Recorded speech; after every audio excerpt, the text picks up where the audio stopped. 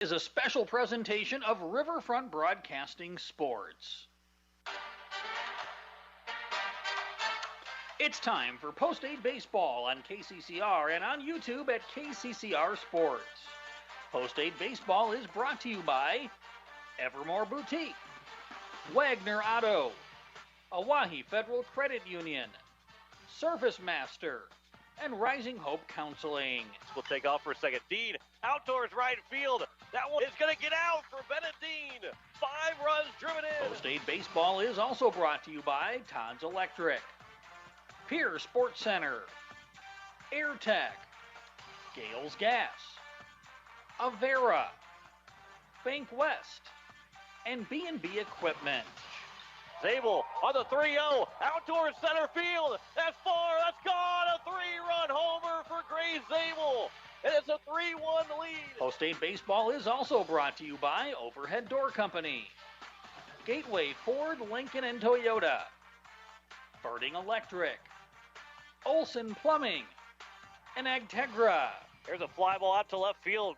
Going back on it deep is Rue. He's going to turn and watch it sail over for a home run. And Andy Gordon, his first home run of the season, first home run of his career. Post-8 Baseball is also brought to you by All Around Graphics, First Dakota National Bank, Comtech, Shane's Pharmacy, Black Hills Federal Credit Union, Midwest Cooperative, South Dakota Weed and Pest, Nystrom Electric, Dakota Sprinkler, and Lamb Motor. The 2-1 pitch.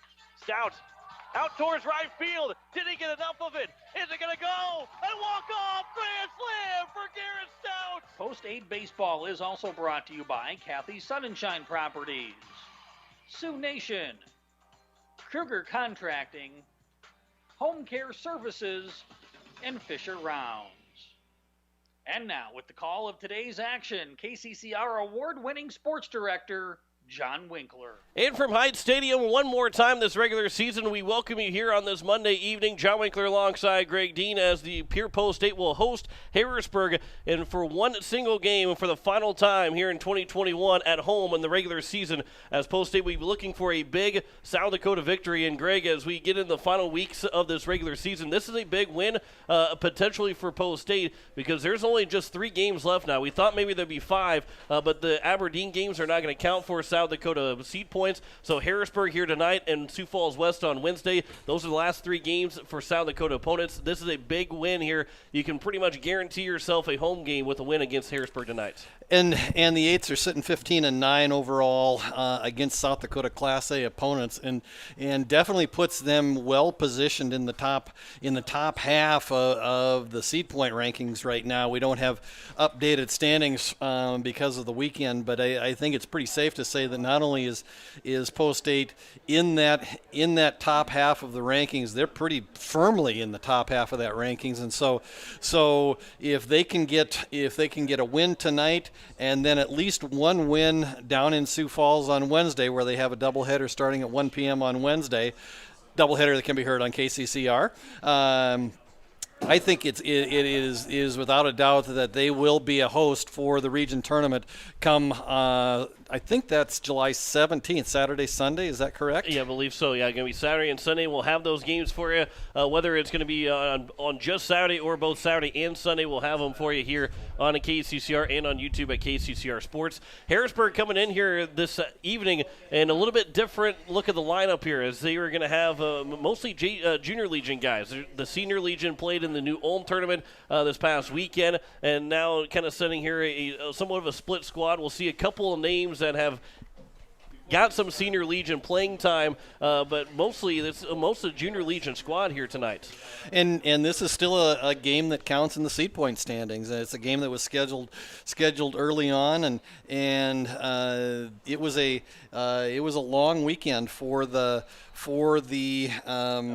Harrisburg Legion team over in New Ulm. They had a 4-team pool they played in. Then there was a placing game coming out of that pool, and then did not get a chance to see how they ended up, because there was a potential that they could have played actually 2 games on Friday, 2 games on Saturday, and then potentially up to another 2 games yesterday. And so this is I think an opportunity for Harrisburg to rest some of their guys, as this is just a single game between the Harrisburg Legion team and Pierre Post 8.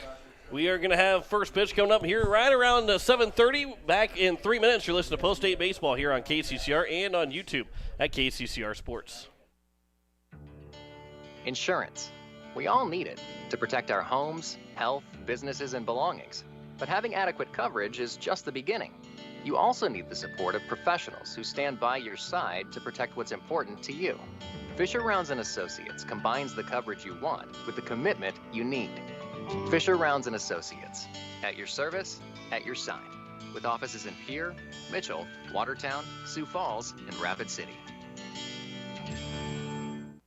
BankWest Insurance has the expertise and resources to deliver personalized service and customized solutions. As an independent agency, we shop dozens of companies to get you the best coverage at the best price. As your trusted choice for insurance coverage, we promise to go the extra mile so you can rest assured your loved ones and your assets are protected. Contact your local agent with BankWest Insurance to work for you. Not a deposit, not FDIC insured, not insured by any federal agency, not guaranteed by any bank, may go down in value, equal opportunity provider.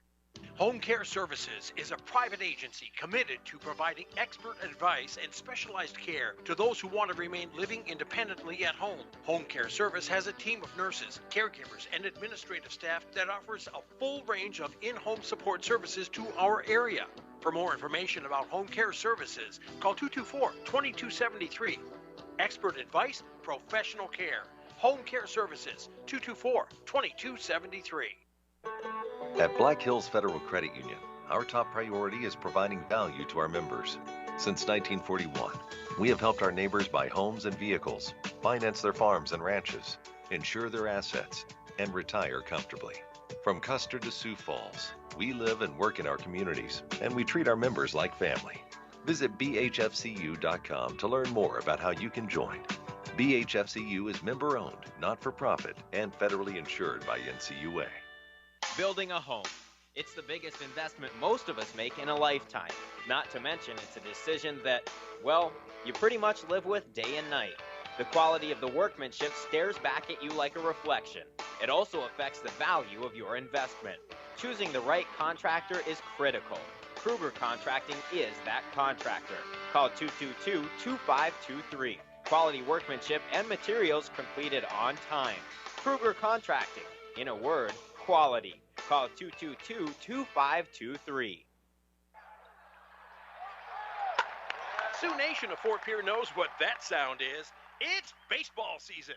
They also know that means it's grilling season. Sioux Nation has the Green Mountain Grill choices that you need for those hot dogs and burgers for tailgating. And let's be honest, you know there will be a steak in there too. Visit Sioux Nation of Fort Pierre and see their selection of grills. While you're there, also pick up some seasonings for your grilling needs. Visit Sioux Nation at 504 Deadwood Street, Fort Pierre. As we welcome you back here to Hyatt Stadium one final time here this season, 2021 regular season final home game here between Pierre and Harrisburg. John Winkler alongside Greg Dean as we are getting set for first pitch. We'll have Lincoln Keenels in the mound for Post 8. It'll be for Harrisburg. Maddox Schurer for Harrisburg. We look at to see if he has thrown any so far, and he has not thrown so far for the Senior Legion team. Lucas Creighton, as well as Tate Kogel, who is both on the roster, but Creighton is in the lineup, but Kogel is not. But those are the only two guys for this Junior Legion team that we have seen have thrown a little bit for the Senior Legion. So a chance for now Maddox Schurer to get his first opportunity to throw for the Senior Legion. And it would be, we'll see how well he does. This is a chance, kind of a low leverage situation for him, because there is no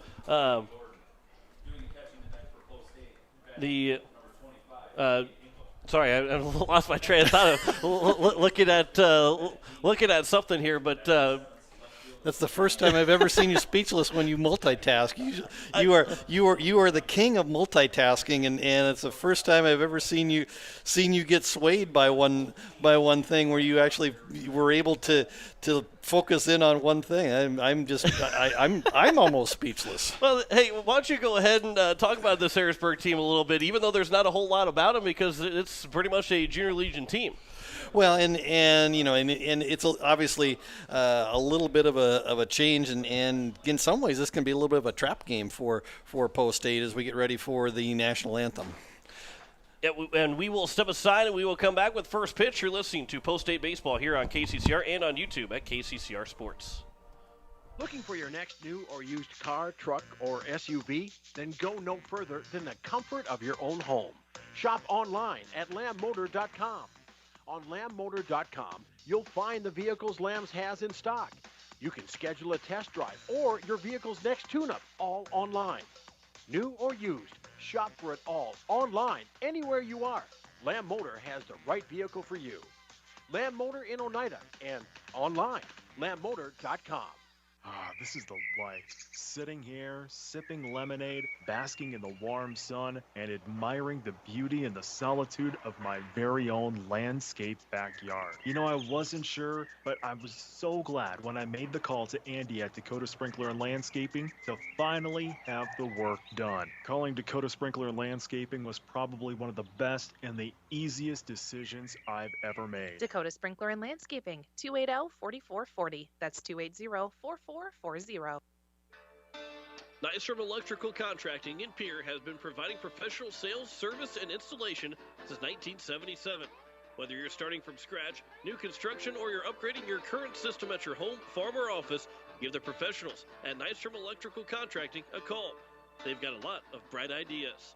Call Nystrom today to schedule a free computer-generated estimate. The number is 224-8750, or visit their website at nystromelectric.com. It is time to control noxious weeds. Do you have a control plan in place? If not, contact your local weed and pest supervisor to help you set up a plan. Effort now will save you time and money in the future. This is Paul Johnson, South Dakota State University Extension Weed Science Coordinator, asking for your support to get this statewide noxious weed problem under control. As long as you have a local cooperative, you'll never farm alone.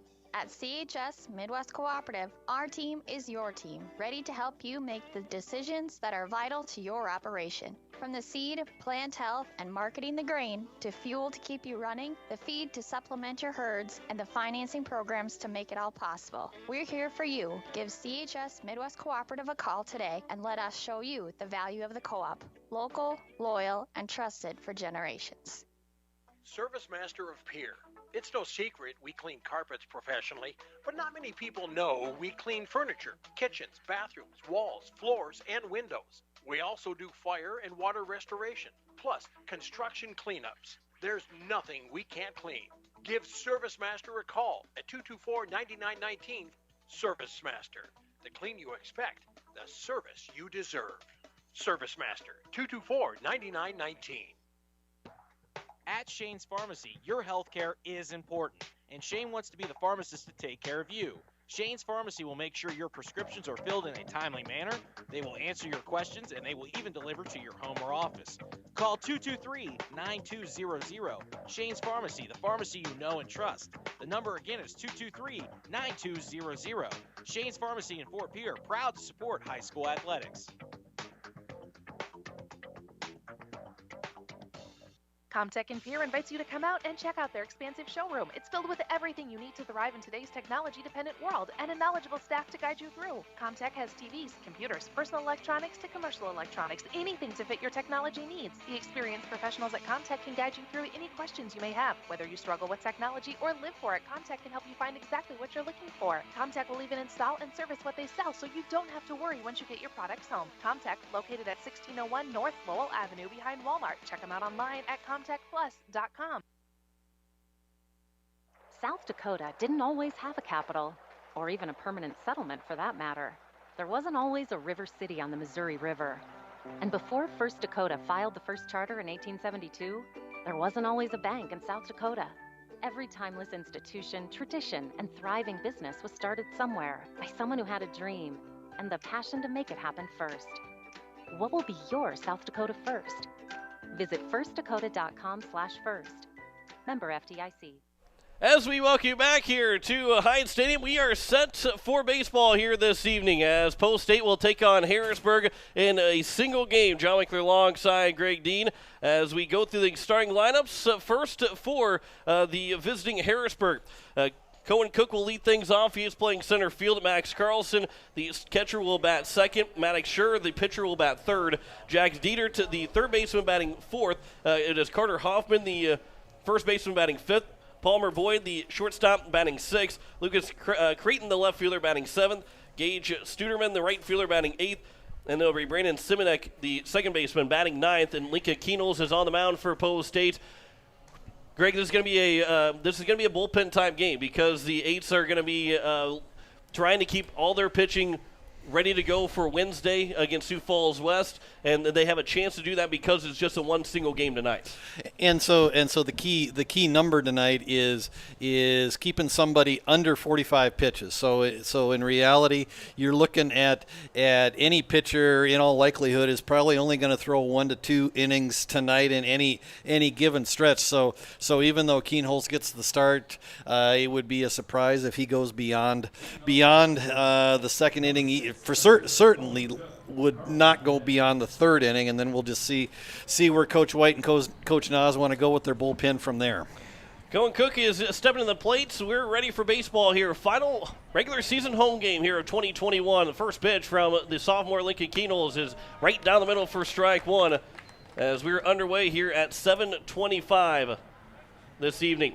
Trying to kind of beat some of the rain that might make its way to the capital area as the 0-1 pitch is missed outside and low is now 1-1.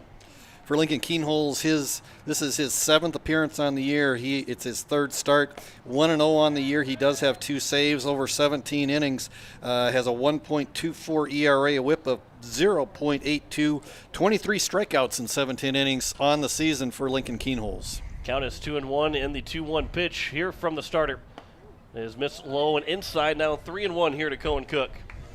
Nice change of pace as far as the weather is concerned today, John. Just 74 degrees at first pitch here at 7:26 p.m. 3-1 pitch, check swing, that's fouled off the side. You know, I did that while you weren't with us the last couple of doubleheaders. Yeah. I heard you. I got first pitch temperature in there. You didn't do uniform colors though, but we did get first pitch in. I did say that I cannot describe the uniform colors like you can, as that one's fouled back and it remains at 3-2. I did kind of give a little bit.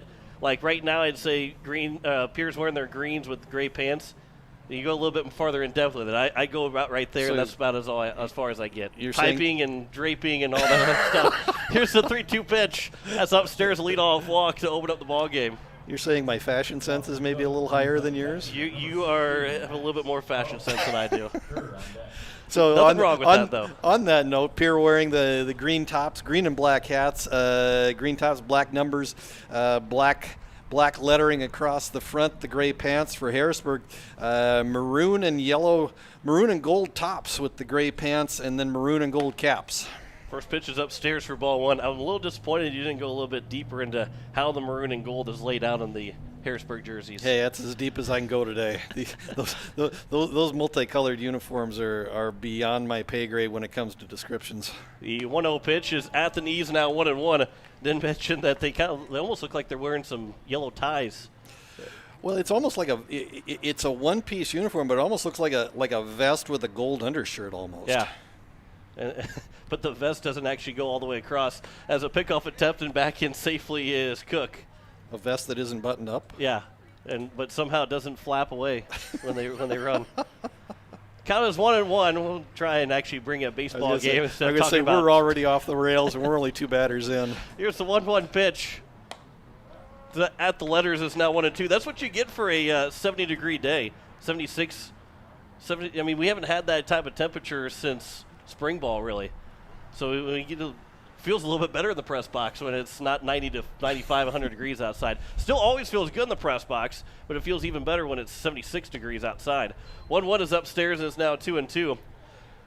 Wind coming out of the southeast tonight, 16 miles an hour, so it's actually kind of blowing.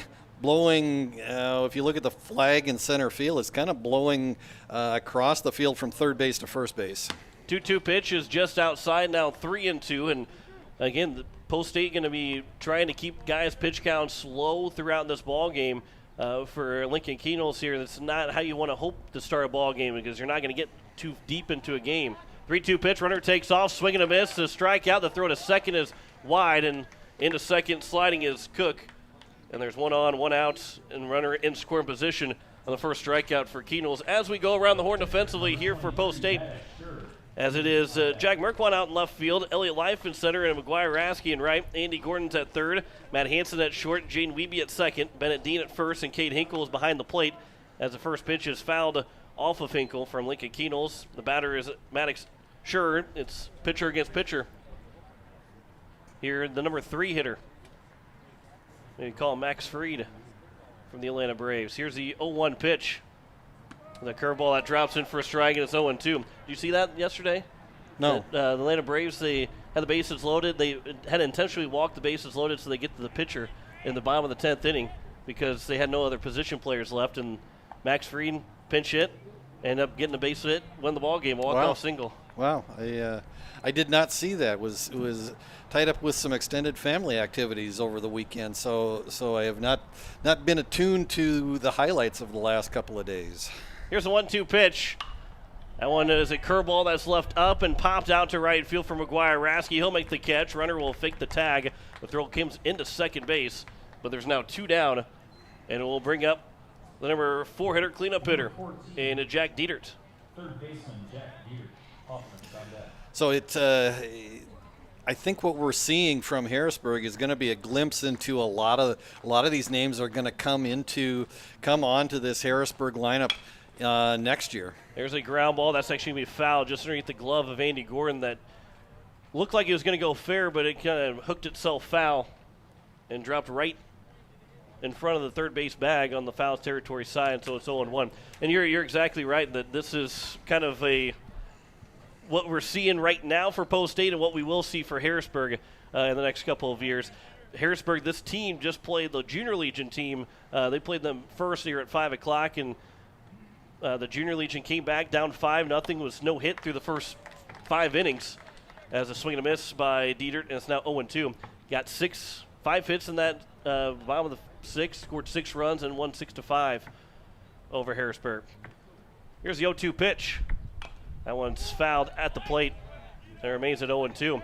So that's also a good sign. You love to see Post State Junior Legion win. A lot of games you love to see every team in Post State through the system all the way up and down win games, but a good come-from-behind win for the Junior Legion. Here's the 0-2 pitch. That was a fly ball out towards center field. Elliott Life going back. He's still going back. It's just off of his glove over his head. A run's going to come in to score. Goes up against the wall, and it'll be a 2-out RBI double for Jack Dietert, and Harrisburg strikes first here in the top of the first. Yeah, and a well-hit ball off the bat of Dietert that carried Life over to his right and then back, and by the time that Life actually almost got a glove on that. Actually, I think ticked off the top of his glove, but he was right at the base of the warning track when that ball finally landed. There's a ground ball to the right side. It'll be Jaden Wiebe over there at second. He'll make the play. The throw to first is in time, and we'll retire the side here in the top of the first. 1 run scores on 1 hit, no errors, and 1 man left on base. We head to the bottom of the first. 1-0 lead for Harrisburg as the Eights are coming to the plate. You're listening to Post State Baseball here on KCCR and on YouTube at KCCR Sports. Do you need the Pierre Governor apparel for the big game? Or how about Stanley County apparel or Post State apparel? All-Around Graphics in Pierre is your place to go. Not only can you get your apparel, but they also do screen printing, jerseys, awards, and trophies. And did you know they can print and customize your signs? All-Around Graphics can do it all. Located at 819 North Euclid Avenue or call 224-4677. All-Around Graphics in Pierre, your one-stop shop. AGTEGRA in Highmore. We pride ourselves on providing our customers with reliable markets, superior services, and quality products. From corn and soybeans to spring and winter wheat, you can trust AGTEGRA in Highmore with all your grain handling needs. It's all about helping you achieve the best harvest possible. Call AGTEGRA of Highmore today at 605-846-1379. That's 605-846-1379. As we welcome you back here, bottom of the first inning, Post State Harrisburg, a 1-0 score for Harrisburg as the Eights will be batting as we go through the batting order. Lincoln Keno's the pitcher leading things off. It'll be followed by Jaden Wiebe, the second baseman. McGuire Rasky, the right fielder, will bat third. Andy Gordon, the third baseman, batting fourth. Cade Hinkle will bat fifth and catch. Bennett Dean, the first baseman, batting sixth. Jack Merkwan, the left fielder, batting seventh. Elliott Life, the center fielder, batting eighth. And Matt Hansen, the shortstop, will bat ninth. And they will go against Maddox Schur, who, again, has not thrown any Senior Legion games so far. They have, like, the guys of Lucas Creighton, who is out in the field right now, but also Tate Kogel is on the lineup card. Those two guys have thrown several innings for Senior Legion, but here for sure, no Senior Legion innings so far. When you say sure, I keep waiting for you to say Scherzer. Well, hopefully for Post State's sake, he doesn't throw like Scherzer. I agree with you. If you're Harrisburg, you're probably hoping that he throws like Scherzer. But Lincoln Keno's will come to the plate, pitcher against pitcher here to open up the bottom of the first inning. Here's the first pitch. That one will be taken at the letters for strike one. That's going to be the thing is, you know, we've gone through the first 6 guys through the order for Harrisburg. We don't have any stats for them because they're more Junior Legion guys. There's not anybody in the lineup that's actually gotten any Senior Legion at-bats until their first ones here in this game, as the 0-1 pitch is over for a strike and it's now 0-2. But we can tell you that Lincoln Keno is batting .347 here for Post State with 4 runs driven in, 13 runs scored so far. 4 extra base hits, 2 doubles, 2 triples. A little bit of maybe mix-up here between Schur and Carlson, the catcher. Stepped off twice. The 0-2 pitch will bounce and get to the backstop and is now 1-2. Keno has been among the team leaders in batting average, on-base percentage, and slugging percentage throughout the entire Post-State season. 1-2 pitch is floated out towards center field. Cohen Cook is there to make the catch. Leadoff man retired here to open up the bottom of the first. As it will bring up Jaden Wiebe as we go around the horn defensively for Harrisburg. Lucas Creighton is out in left field. Cohen Cook just made the grab out in center. Studerman is in right. It is Dieter at third, Boyd at short. Second baseman Siminek, and then Hoffman at first, Carter Hoffman at first, and then it is Max Carlson behind the plate as Jaden Wiebe will take ball one. As he comes in hitting .282 for Post State. 1-0 pitch. Here's a hard hit ground ball. The diving play by the shortstop Boyd. Throw across to first is not going to be in time, but a good play over there by Boyd. And it's a 1-out single for Jaden Wiebe. First hit of the ball game for Post State. Yeah, hard hit ground ball that Boyd had to go to his right and actually dove. Actually was able to glove the ball, but was laid out on the ground. Quickly got to his feet, but by the time he got to his feet and was able to plant and throw, Jaden Wiebe had beat the throw across the diamond by a good step and a half. So now here's McGuire Rasky with 1 on, 1 out here in the bottom of the first inning. First pitch is outside from Schur. You're going to make me second guess every time I say his last name. I'm about to say Scherzer. Wiebe is on at first as Schur will go from the stretch. I emphasize it every time. 1-0 pitch. That one's just above the letters. Now 2-0 here to McGuire Rasky. He is he is the only guy that's hitting over 400 with the qualifying at bats. 406 for McGuire Rasky so far in the season. It's been very nice to see him continue to get base hits. He's got just 5 extra base hits out of the 28 hits he's gotten. But that's the bat 406 is what you want to see out of your senior. There's a ground ball, softly hit. It'll be a tough play for the third baseman. The throw is going to be high, and it's going to get Jaden Wiebe over to third base. The right fielder coming in, Studerman backing it up to keep both guys only advancing 90 feet. But it'll probably be a hit and an air charge to McGuire Rasky for the hit, and air charge to Dieter over at third. Yeah, just a ball that got in on Rasky's fists, and he was able to just get around on it, but it was almost a swinging bunt is the best way to describe it. And Dietert came in and really was going to have a tough play anyway, and when he made the throw, overthrew Hoffman at first base, and so the Eights have runners on second and third with one out here in the bottom of the first inning, threatening to take the lead back after Harrisburg scored one in the top of the first. First pitch is outside to Andy Gordon. Here is the 1-0 pitch from Scher to Gordon. The curveball that comes inside nearly gets him, but it's now 2-0. Scher is relying a lot on the off-speed stuff early on. He started Keenholz off in the first pitch of the game with an off-speed pitch and has really worked that curveball throughout all of these hitters. 2-0 pitch is on the inside edge. Is now 2-1. And the delivery that Scher has, you know, the third baseman, Dietert, is not holding on Wiebe, but how Scher delivers to the plate would make it really easy just to throw it over to third if anybody gets too far off. 2-1 pitch is missed, and it's now 3-1 because of how he really comes across his body and really exaggerates his way around. Looks like he's going to go towards the third base bag and then quickly fires it home. Here's a 3-1 pitch now from Scher to Gordon. Swing and a miss, and it's now 3-2. And it's an interesting delivery in the fact that his back leg, his right leg that he pushes off of on the rubber is almost straight, almost all the way through the delivery. I mean, he doesn't get a whole lot of bend out of that back leg. 3-2 pitch. That one's lined to right field. That's down for a base hit. Should score 2. Gordon's got himself an RBI. He's going to have 2 RBIs. Rasky will trot in. A 2 RBI single for Andy Gordon. Post States, as quickly as they were down the top of the first, have quickly taken the lead, 2-1 here in the bottom of the first. Andy Gordon extends his team lead in RBIs from 24 to 26 with that single to right field, and Andy Gordon continues to have a very good season for the Eights. Leads the team in numerous offensive categories, including total bases with 47, hits with 40, RBIs now with 26. Here is now Cade Hinkle with 1 on, 1 out here in the bottom of the first. The first man was retired on the pop-up from Lincoln Keenholz. Flew out to center field. 3 straight hits, 3 straight singles here for Post State. And with the help of an error, has made it a 2-1 ball game. And Hinkle will go the other way with it out to left field. Coming in is going to be Creighton to make the catch. And there's now 2 down. And it'll bring up now Bennett Dean. It's kind of a routine fly ball out to left field off the bat of the left-hand hitting Hinkle, and Harrisburg now has 2 down with a runner, and the Eights have a runner on first. Now up 2-1 here in the bottom of the first inning. So Dean will get his first at bats. Here's the first pitch.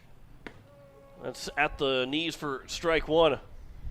Dean hitting .260 so far in the season. 17 runs driven in, second on the team with those 17 runs. 17 RBIs, 15 runs scored so far for Dean as well, which, you know, you look at that, and one, it means that he gets on base a lot to be able to come in to score, but also that means the bottom half of the order is getting the job done, because where he has been hitting has either been the 5 or 6 spot. So for him to come in, the 7, 8, and 9 has got to be doing their job to get him in, and they have been doing that. Pickoff attempt, and they've got Gordon picked off over at first base, and Scher will pick off Gordon to retire the side here in the bottom of the first inning. 2-run score, though, in the inning on 3 hits. There were no errors and no one left on base. We head to the top of the second, 2-1 lead for Post State over Harrisburg. You're listening to Post State Baseball here on KCCR and on YouTube at KCCR Sports. Are you building a new home or remodeling the old? Adding a fireplace can make a house a home. Olson Plumbing in Pierre carries a full line of Heat-O-Lator fireplaces. Whether your taste is traditional or contemporary, Olson Plumbing has a great selection of Heat-O-Lator fireplaces that will fit any style. Whether you're building new or updating, call Olson Plumbing. Heat-O-Lator Fireplaces, the first name in fireplaces. Olson Plumbing in Pierre is your source for the industry's largest selection of indoor-outdoor fireplaces, either gas or wood, and outdoor fire pits. Stop by their showroom at 2803 East Wells or give them a call, 224-6436. Ferding Electric has a long history of doing electrical work the right way. Economical service, professional work, and customer satisfaction is why they can say that. Ferding Electric can do residential, farm, and commercial projects. Doesn't matter if they are charged with new construction or a remodel project, they get it conducted. Contact the staff at Ferding Electric at 224-8684. They can light a spark into your next project. Furning Electric, 224-8684. As we welcome you back here to Hyde Stadium as we go to the top of the second inning, it'll be Palmer Boyd, Lucas Creighton, and Gage Studer to be the first three hitters, 6, 7, 8 for Harrisburg. Dropping alongside Greg Dean, always having a lot of fun up here in the press box. It's never a dull moment when you're up here at Hyde Stadium. And we'll just leave it at that, too. Yeah, absolutely. Down to the other end of the press box, always keeping us on our toes. It's probably, well, yeah. I was going to make fun of the Cubs, but I really can't make fun of the Cubs because as bad as the Cubs, nothing stopped you from doing it before. Well, as bad as the Cubs have been lately, the Cardinals have been worse than that. As Palmer Boyd will foul the first pitch out of play. He is the leadoff man here at the top of the second, number 6 man in the order. Lincoln Keenel's probably be his last inning of work. Hopefully to have a quick inning to get through that second full inning. Jack Van Camp was warming up in the bottom of the first for the Eights. And the thing I've noticed of this Harrisburg lineup so far, just in an inning plus, is that much like their senior Legion counterparts, they don't get cheated on their swings, and I think that's just something that's taught up and down that Legion program is when you go up, we don't worry about the strikeouts. We want you to hit the ball and want you to hit the ball hard. It was a line out from Palmer Boyd to the second baseman Wiebe for the first out. Now here is Lucas Creighton. The first pitch to him is taken for a strike. As he is out in left field, he is one of the two guys that has gotten varsity senior Legion innings for Harrisburg as he swings and misses now 0-2. He's thrown 5 innings. He's only appeared in one game. It was a start that you got to win in. So we might see him throw at some point here in this ball game as there's a ground ball now for Wiebe over at second. He'll make the play to first, and there's 2 down thanks to the glove of Jaden Wiebe. And it will bring up the number 8 hitter, Gage Studerman, the right fielder. 2 plays to Jaden Wiebe, 2 outs for the Eights. So we'll see if he can make it a trifecta here as Gage Studeman steps in. And tie a record and will never be broken. Well, actually, he's got to put out an assist. Okay. Well, close enough. First pitch is upstairs. He's been a part of all 3 outs. If he can get a ball here, yes. Yeah, that will. Got to make it technical on me here, Greg. Well, sorry. Here's the 1-0 pitch. There's a swing and a miss. It's now 1-1, but I guess technically I get technical on you whenever we talk about Deuces Wild, and you're trying to make Deuces Wild with only 1 guy on base. I just figure whenever there's all 2s on the scoreboard, that's as close enough for me. As the 1-1 pitch is taken for a strike, it is now 1-2. There's only so many 2s that can go around. Otherwise, you get lost. Here's the 1-2 pitch. That one will bounce in, now 2-2. This is not Deuces Wild, and there's nobody on base.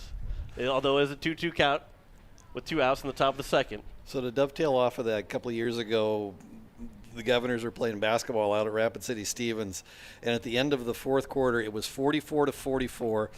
The scoreboard showed the fourth quarter, there were 4 team fouls on each team, and each team had 4 timeouts left. So everything on the scoreboard read 4. Well, there's a second strikeout for Lincoln Keenels in the top of the. I'm trying to get all the 2s now in there, but he will strike out the number 8 man Studer to end the inning. 1-2-3 inning for Lincoln Keenels here at the top of the second. We step aside for a minute, come back in the bottom of the second. Listen to Post-State Baseball here on KCCR and on YouTube at KCCR Sports. Overhead Door Company of Pierre is a locally owned business specializing in the sale, service, and installation of residential and commercial garage doors. They provide quality, dependable products with constant service and the peace of mind you need. Overhead Door is one of the most recognized and most respected brand in the garage door industry. For installation and repairs, call Overhead Door Company today at 224-6200. That's 224-6200. Wondering what to do with that pitted and rutted drive? B&B Equipment will get you covered. Wanting to put something down the ground? B&B Equipment will put a hole in your project. Need to even up that property? B&B Equipment can fill that need. B&B Equipment can deliver all your gravel and material needs. B&B Equipment is here for all your excavation needs. Contact B&B Equipment, 224-6727, a contractor here for you.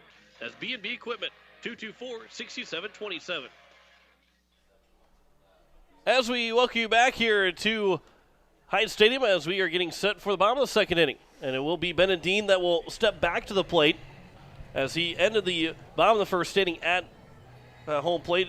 Andy Gordon was picked off, so we'll get a chance to swing the bat again and a chance to see Sure. You already got one of those rare instances where you saw him and now you get to see him for your official first plate appearance or official first at-bat. So you get a chance to actually see that live a little bit better and see if Dean can take advantage of it to get a leadoff hit.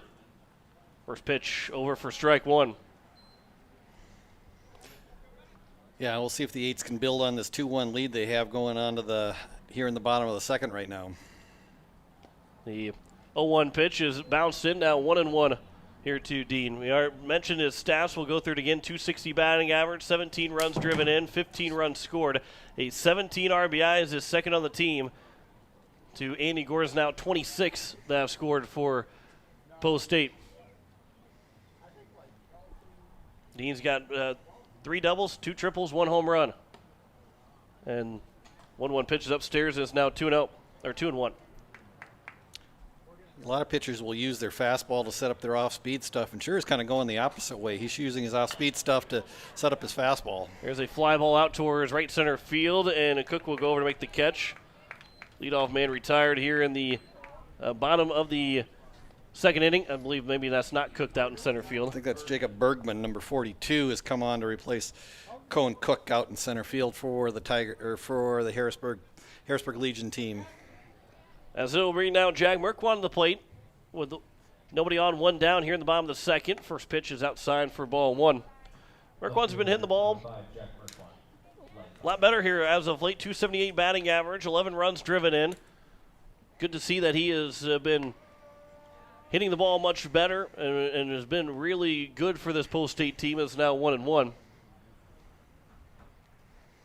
Been splitting time out in left field with Spencer Lettler in kind of a platoon situation, and so if you were to piece together Merkwan's numbers with Spencer Lettler's numbers, you'd have together they would be hitting around just right at or a little over 300 on the year. There's a high chopper to the second baseman. Throw to first is going to be in time, and Merkwan is retired for the second out. And now we'll bring up Elliot Life, the center fielder. And the thing that you get out of both Merkwan and Lettler out in left field, regardless of who's out there, is you've got a lot of speed out there, and you've got a lot of speed defensively in this whole Post State outfield between Elliot Life in center and McGuire Rasky, who pretty much have the 2 full-time jobs nailed down in center and right, and then the platoon on left. But they all 3 or 4 of those outfielders, regardless of what the combination is, can cover a lot of ground and run a lot of balls down out there. Elliot Life was hit by a pitch, so he is on it first to bring up now Matt Hansen, the number 9 hitter, and Life will walk his way down the first base line before he returns back to the bag. Matt Hansen, as he comes to the plate, .318 batting average. You know, he's I've talked about it the last couple of times, but he's just been a quiet, really good player for Post State. First pitch is taken for a strike. He's appeared in 31 of the 32 games. Only Cade Hinkle's appeared in more. Andy Gordon's also appeared in 31. And he just, he's not real flashy. He's got a really good glove. He's got a flashy glove, but, he's not real flashy at the plate. He just gets base hits. He gets on base, and he does the little things right. He's sitting in the number 9 spot, but Post State says we're going to put him down the 9 spot because we know he can get on base most times, and he's going to ground out here thanks to the announcer's curse, as he'll ground it right back to the pitcher, Sure, to retire the side here in the bottom of the second. No runs, no hits, no errors, 1 man left on base. We head to the top of the third, a 2-1 lead here for Pierre over Harrisburg. You're listening to Post State Baseball on today's case on KCCR and on YouTube at KCCR Sports. Innovation. It's right here. Avera St. Mary's Hospital keeps care local for you and your family, offering comprehensive care that has earned 4 out of 5 stars by the Centers for Medicare and Medicaid Services in hospital performance and safety. Avera St. Mary's world-class care is further supported by advanced technology, 2-way video e-consults, 3D mammography, and a state-of-the-art birthing center, so you and your family don't have to go anywhere else, because innovation lives right here in Pierre. Learn more at avera.org/news. Your home and business are important to you, and you need quality furnace and air conditioning products and service. With a combined 50-plus years of experience, AIRTECH Heating and Cooling provides you with just that service. Call 945-0160 for sales, service, and installation of furnaces, air conditioning, and heat pumps. AIRTECH Heating and Cooling features the American Standard products. Sales, installation, and service. You want the best, and that's what you'll find at AIRTECH Heating and Cooling in Pierre. We have a couple changes here for Post State. As we mentioned, there will be a bullpen-type game for the Eights, and Benedine is now in to throw for Pierre as they will move 4 guys around. Lincoln Keenels will go to short, which is pushing Matt Hansen over to third, and Matt Hansen will then go to push Andy Gordon over to first base, and those are your 4 changes for the Eights. Nothing in the lineup, just all positionary changes for Post State as they've gone with that National League lineup for the evening. So Benedine will get a chance to work, as it's been a little while. We saw him last Tuesday against Brandon Valley, but he was going to be used in the Minot tournament if they got into Sunday, but they did not get to it, so he threw on Tuesday, and now he's the first time he's available. He's been able to throw here for the first time as he is going to be on the mound here for Post State. As we get through the stats here for Benedine. Coming in, this is his 6th appearance. He's thrown 24 in the 3rd inning so far. 2-2 record on the season. 5.46 ERA, 1.68 WHIP. And he has 17 walks, 17 strikeouts, has hit 3 men as he is on here for Post State and will be going against the number 9 hitter. I believe that's going to be Bergman. That's going to be the number 9 hitter. So Bergman will be in Simonek's spot. First pitch is fouled back, and it's 0-1. So as we check that batting order here real quick, Cohen Cook was still in the ball game. Just it is Bergman a check swing, and he did not hold up, and it's now 0-2. Jacob Bergman here at the number 9 spot. It'll be Jacob Bergman, Cohen Cook, and then Max Carlson. He might reach his base. It'll be Maddox Schur. Here's the 0-2 pitch. That one will miss just low.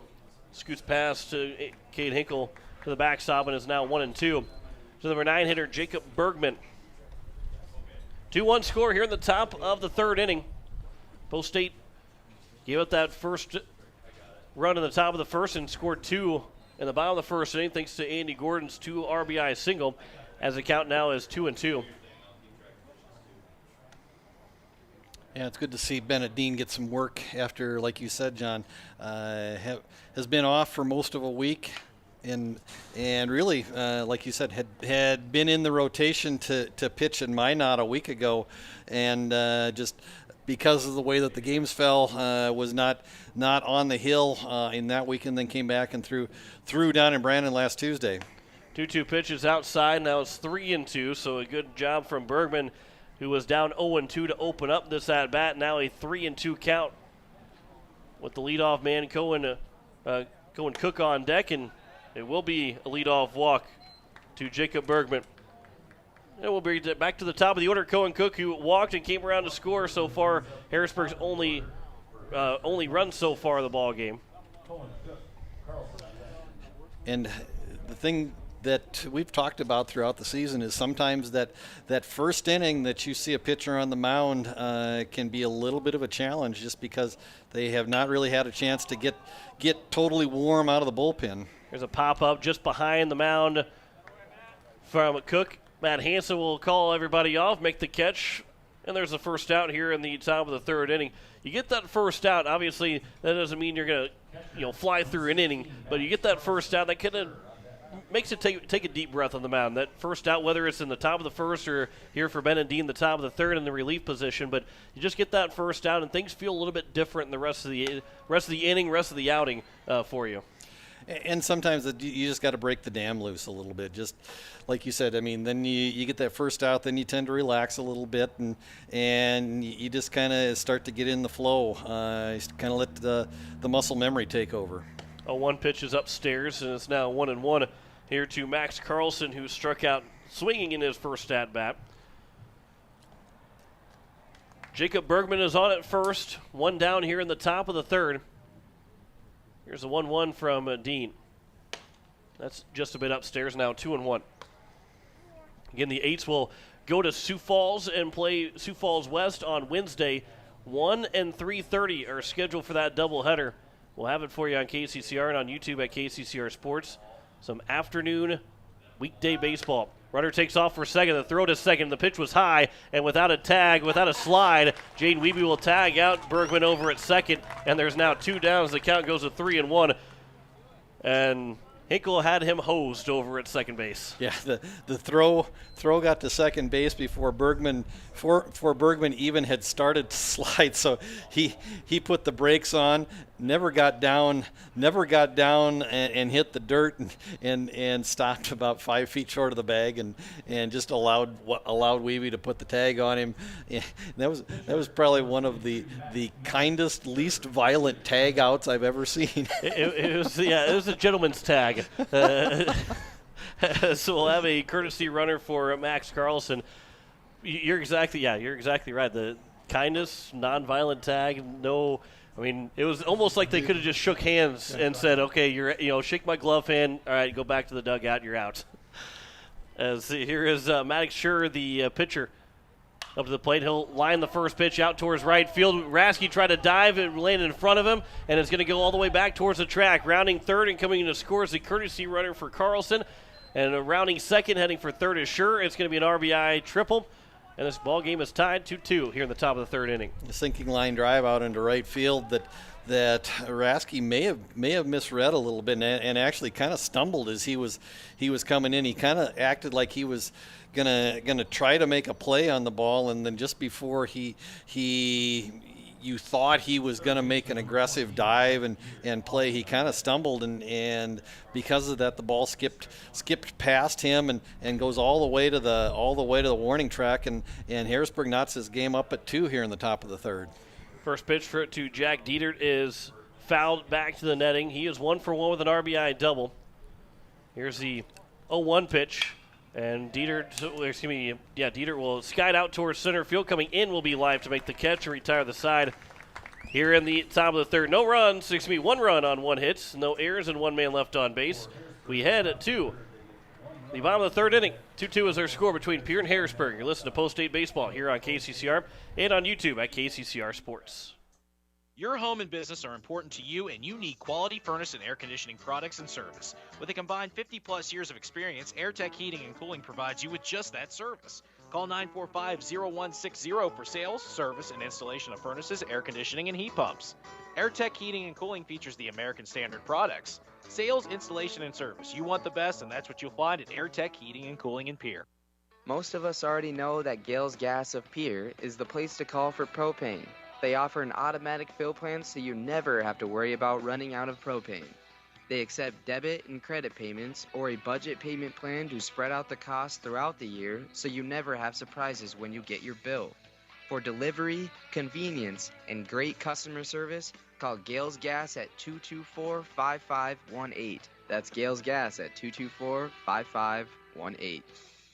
As we welcome you here at the bottom of the third inning, it is a 2-2 tie between Pierre and Harrisburg. John Winkler alongside Greg Dean as you are listening to KCCR Pierre, a Riverfront broadcasting station. 2 runs on 2 hits, 1 error so far for Harrisburg, 2 runs and 3 hits, and no errors so far for Post State. The Eights have left 1 man on base. Harrisburg has left 2 men on base. As it will be the top of the order, Lincoln Keenels, Jane Wiebe, and McGuire Rasky, first 3 hitters. He might reach his base, so it'll go to the man that's gotten both RBIs so far for Pierre, and that's Andy Gordon. As Schur will finish up his warm-up tosses here in the bottom of the third inning. Final home game of the regular season for Post State. Next time that we will be here at Hyde Stadium, and we're presuming right now, but we are nearly sure, not sure, but nearly sure, that we will have a region round will be here at Hyde Stadium. Will not be against this Harrisburg club. They're going to be hosting as well. As the first pitch to Lincoln Keenels is lined up the middle, off the leg of the second baseman Cook. And it'll be a leadoff man on base for Post State. And they will give Lincoln Keenels a base hit, as he is now 1 for 2. And we bring up Jaden Wiebe, who was 1 for 1 in this ball game, singled and came around to score. He's part of 3 straight singles for Post State. That gave the Eights a 2-1 lead Pickoff attempt. Keno's back standing up. For the Eights, like we said, they go to Sioux Falls West on Wednesday for an afternoon doubleheader, businessman special, I think they call those, correct? I thought it was just an afternoon matinee. Whatever you want to call it, we can call it, well, maybe not whatever you want to call it. But we'll get in trouble with the FCC if we do that. But after Wednesday, the Eights head to Mankato, Minnesota to participate in the Gopher Classic, the largest American Legion baseball tournament in the country. 96 teams spread out over 16 different locations, 15 of them in and around Minneapolis, St. Paul. Post 8 headed to Mankato, the only non-metro site of the weekend. Count is 1-1 here to Jaden Wiebe. Sure, from the stretch, here's the 1-1 pitch. And that one missed low and outside, now 2-1. Post 8, I believe, are playing at 3:30 and 6 both Friday and Saturday, and then 8 a.m. on Sunday. So we'll have all 5 games on KCCR and on YouTube at KCCR Sports. Because that 8 o'clock game, now I guess, I don't want to jinx it, but as long as that game doesn't go to about the 10th inning, we should be good by the time the church service will come up. And should be good even well before then anyway. So hopefully we'll be able to have the entire game on KCCR, because we should. Here's a 3-1 pitch to Wiebe that comes inside, and it will be a walk in first and second with nobody out now here for the Eights to bring up the number 3 hitter, McGuire Rasky. 8 schedule, like John said, they start off at 3:30 on Friday against Fargo, and I believe it's Fargo Post 2, which is one of 2 Legion programs in Fargo. Then at 6 o'clock they play Papillion South out of Nebraska. Saturday at 3:30 they play Le Sueur Henderson, Minnesota, and follow that with a 6 o'clock game against Hopkins, Minnesota, and finish up pool play on Sunday at 8 a.m. against Mankato American. If they win their pool, they will go up to the cities and play in a single elimination round of 16 bracket up there. As Rasky will line the 1-0 pitch out towards right field, the catch is going to be made by Studerman, tagging up his Keenels. He will slide in safely at third, as now runners at the corners here with 1 down. As Rasky's retired, but a good productive out there for Post 8. And he'll bring up Andy Gordon, who's going to be looking for his 3rd RBI so far this ball game in his first 2 at-bats. And again, McGuire Rasky is just a really solid hitter, and when he's on top of his game when he begins to pull the ball, and that was a ball that got the bat head out in front of the fastball from Sure and just roped one into right field, unfortunately just right at Studeman. Keenholz smartly tagging up, going to third. 8's got runners on the corners with 1 out. Here's the first pitch from Sure to Gordon. That will be fouled back, and it's 0-1. Yeah, if Post 8 does win their pool, they will win. Well, I guess there's a possibility that even for Post 8, they may not know they win their pool till that very night. So they might get done at 8 a.m. and can't leave Mankato until the last game is over with. Or they get done with 8 a.m. and say, okay, well, now we can go up to the cities because we're going to be playing again on Monday. So it will be good. It can be good, can be, maybe not, I wouldn't say frustrating, because if you're going to win your pool, it's going to be, you give a good congratulations, because that's going to be tough to win a pool like that. But it will be interesting because they could be sitting around all day waiting to go home or not. That one will get away from the catcher, but it bounced away to the right side of Carlson.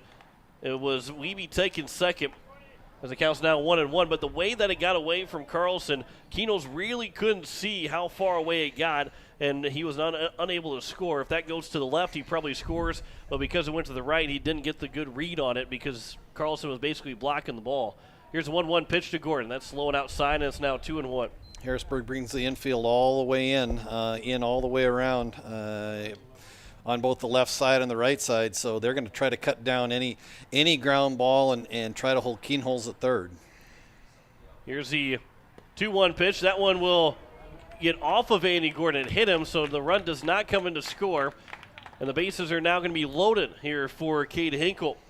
So Gordon doesn't get that chance to bring in at least the 3rd run, if not a 4th RBI in the ball game, but he is hit by a pitch.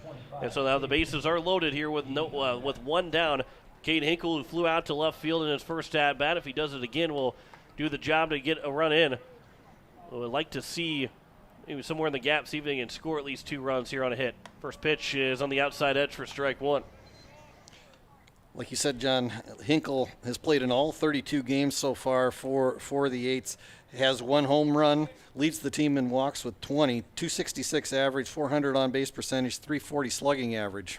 Here's the 0-1 pitch. Hinkle grounded over the left side. It'll be fielded by the shortstop, and Boyd will throw a long way to first. So he got Hinkle out at first, but everybody moves up 90 feet, so it's an RBI ground out. And Post State will reclaim the lead here 3-2, with now runners at second and third with 2 down. Yeah, and just kind of a softly hit ground ball, and Boyd had to roam to his right just a little bit, and because it was hit the way it was, good read by Andy Gordon off with the pitch, and that allowed him to stay out of the double play, and Boyd's only play was at first base, so ends up being an RBI ground out for Cade Hinkle. So now here is Bennett Dean with 2 on and 2 out here in the bottom of the 3rd inning. The 0-1 pitch from Scher to Dean will miss low and outside, and it's now 1-1. 3-2 is their score here in the bottom of the 3rd. Post State with 4 hits so far, 2 hits for Harrisburg. Both Harrisburg's hits have been extra bases and have drove in runs. The 1-1 bounces in. Good block from Carlson. Counts now 2-1. Hey, going back to the Gopher Classic, if you win your pool, there's 6 teams in each one of the 16 pools. So you're guaranteed 5 games. Then the 16 pool winners come together.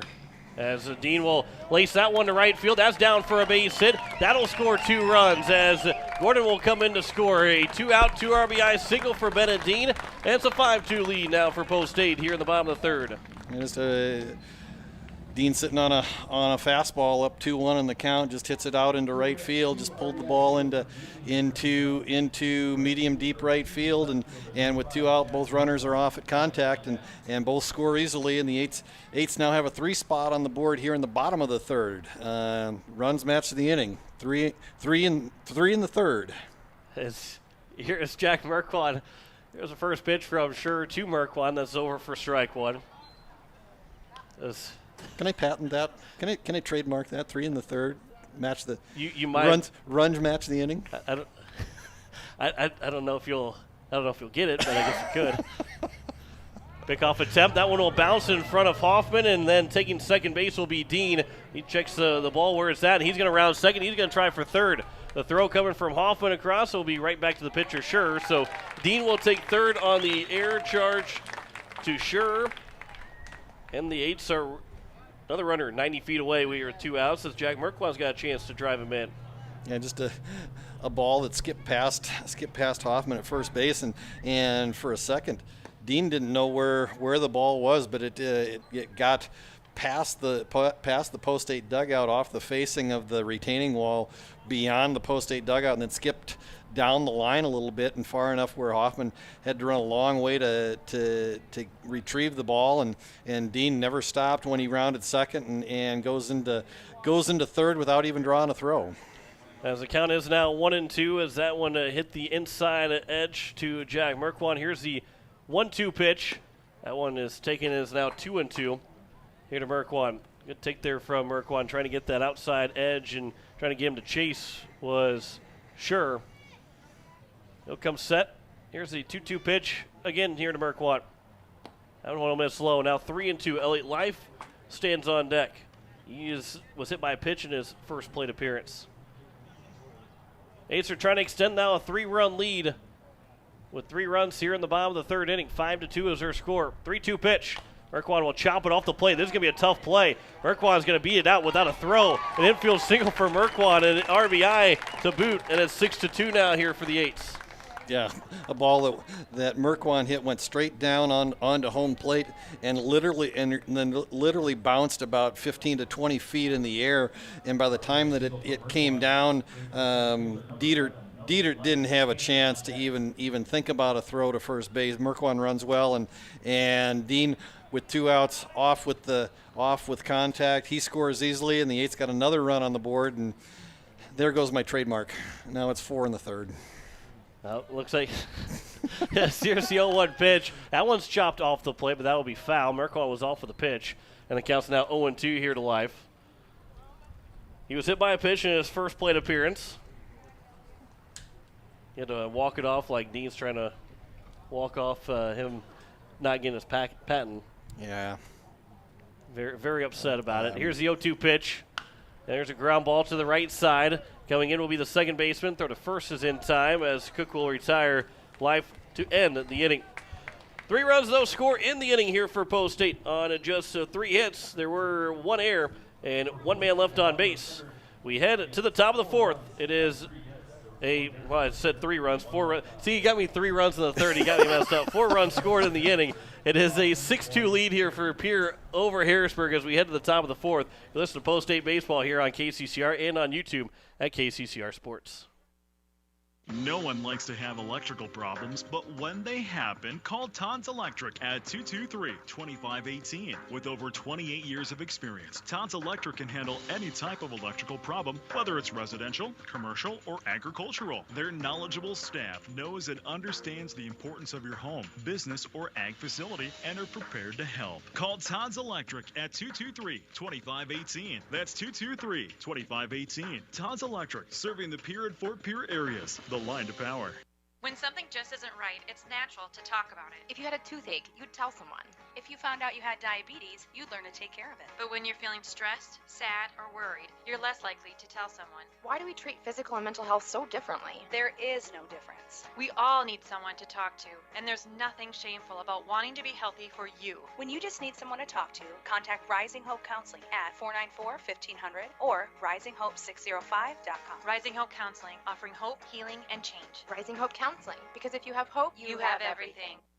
As we welcome you back to the top of the 4th inning, 6-2 lead here for the Eights. First pitch is upstairs to Carter Hoffman to lead things off. John Winkler alongside Greg Dean. Hoffman in his first at-bat, grounded out to the second baseman, Wiebe. Take a big cut at that 1-0 pitch, and it's now 1-1. At the top of the 4th, 5, 6, and 7. Hoffman, Boyd, and Creighton. One pitch is upstairs, now 2-1. And going back to if you win your pool at the Gopher Classic, like we said, we had 16 pool winners.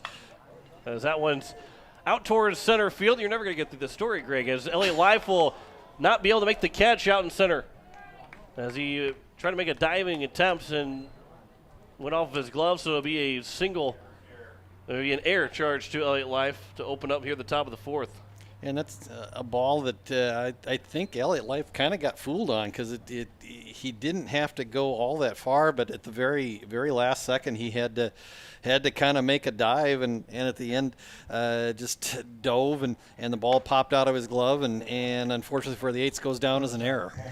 So now here's Palmer Boyd, the shortstop, who is 0 for 1. He lined out to the second baseman Wiebe in his first at-bat. Try and get you through that story here. So if you win your pool, 16 pool winners come together in a 16-team single elimination bracket. So the way it's set up is you actually would play 2 games, play your round of 16, your Sweet 16 game, and your Elite 8 game on Monday. And then the semifinals and the finals would be on Tuesday. So if you go all the way through and get to the championship game, you will have played 9 games in 5 days. I mean, so that is an absolute grind. Any team that is able just to even get to that championship game, that's a significant accomplishment. There's a line driving to right field. That's down for a base hit. So the first 2 have now reached here to open up the top of the 4th as both Hoffman and Boyd are on. And it'll bring up now Lucas Creighton. That's the first single that Harrisburg has had in this ball game. The other 2 hits have been a double and a triple. With the first single, and now Lucas Creighton, the left fielder, coming to the plate with 2 on, nobody out here in the top of the 4th. Post State is leading 6-2 as, well, Jack Van Camp make his way back down to the bullpen. He'd probably be the next man to throw, and that's not. This is not on what Bennett Dean is or isn't doing on the mound. It's because he's on a pitch count. There's a ground ball that would get you a double play. Flip to second for 1, back to first in time, a 4-6-3 double play. And what a turn from the second baseman, Jaden Wiebe. The flip to second base to the shortstop, Lincoln Keenels. The first for a 4-6-3 double play. Looked smooth as butter. Pitcher's best friend. The twin killing, and is now runner on just third base with 2 down. Yeah, and it was just tailor-made, just a two hopper right to Wiebe, and made a nice flip to Keenholz, and then Keenholz coming across second base just really threw a bullet to Andy Gordon at first base, and they were able to get the runner by a step and a half. Just like you said, you can't draw it up any better. If you were going to try to teach it to a little league kid, that's the kind of video you'd want to show them. 0-1 pitch is fouled out of play, and is now 0-2. With 2 down here in the top of the 4th inning with just a runner on third base. Hoffman is on at third. He led off reaching on an air. A single from Boyd, then a double play ball, and now here's the 0-2 pitch. A curveball taken for strike 3, and after the first 2 men reach base, Dean will come back and only need 2 batters to get out of the inning. No runs on 1 hit, 1 error, and a 1-man left on base. We head to the bottom of the 4th inning. It is a 6-2 lead here for Post State over Harrisburg. You listen to Post State Baseball here on KCCR and on YouTube at KCCR Sports. Hey, it's Julia from Milwaukee Federal Credit Union, letting you know that our recreational special is back again, with terms up to 10 years, no payments for 90 days, and rates as low as 2.4% APR. Apply online or stop in at 221 East Pleasant Drive in Pierre and let Jameson or I get you started. People helping people. Hawaii Federal Credit Union. When something just isn't right, it's natural to talk about it. If you had a toothache, you'd tell someone. If you found out you had diabetes, you'd learn to take care of it. But when you're feeling stressed, sad, or worried, you're less likely to tell someone. Why do we treat physical and mental health so differently? There is no difference. We all need someone to talk to, and there's nothing shameful about wanting to be healthy for you. When you just need someone to talk to, contact Rising Hope Counseling at 494-1500 or risinghope605.com. Rising Hope Counseling, offering hope, healing, and change. Rising Hope Counseling, because if you have hope, you have everything. As we head to the bottom of the 4th inning, it is a 6-2 lead here for Post States, as it will be Matt Hansen lead things off, followed by Lincoln Keenholz and Jaden Wiebe. A 6-2 lead for the A's, 4 runs in that 3rd inning, and they'll look to try and extend that 4-run lead. John Winkler alongside Greg Dean as we welcome you in here to Hyde Stadium for the final time for 2021 regular season. Well, it's hard to believe that the next time that we're here is going to be most likely in the region playoffs, as the first pitch is missed for ball 1, but that would mean just a total of potential 3 more games, 2 to 3 more games, and then we're not here at Hyde Stadium until 2022 again, as that one's inside now 2-0. I'm back from assignment. You're back from assignment. I'm just like John Clayton. I'm done with my assignment. Here's a 2-0 pitch. There's a chopper on the left side. It'll be a tough play for the third baseman, Dieter. The throw to first, not going to be in time. A leadoff single for Matt Hansen. And something with Post State, Greg, is the amount of the speed that they have. And they show that again here with Matt Hansen on the infield single, that while they may not hit the ball as hard as what they did last year, they don't fill up which Garrett Stout was the one that really filled up the home run total for Post State last year. But the amount of home runs that they've hit last year compared to this year, and maybe the amount of extra bases, but there's a lot of guys that get infield singles that really puts the pressure on defenses on any ground ball. The first pitch will miss low to Lincoln Keenholz. And I want to go back and talk a little bit. You mentioned, and we're singing the praises of Matt Hansen in his last at bat. The real value of Matt Hansen, not just the fact that he's produced offensively and he does a nice job defensively with his glove. As that one's popped up left side in foul territory, it's going to be a tough play, and the catcher, Carlson, makes the catch.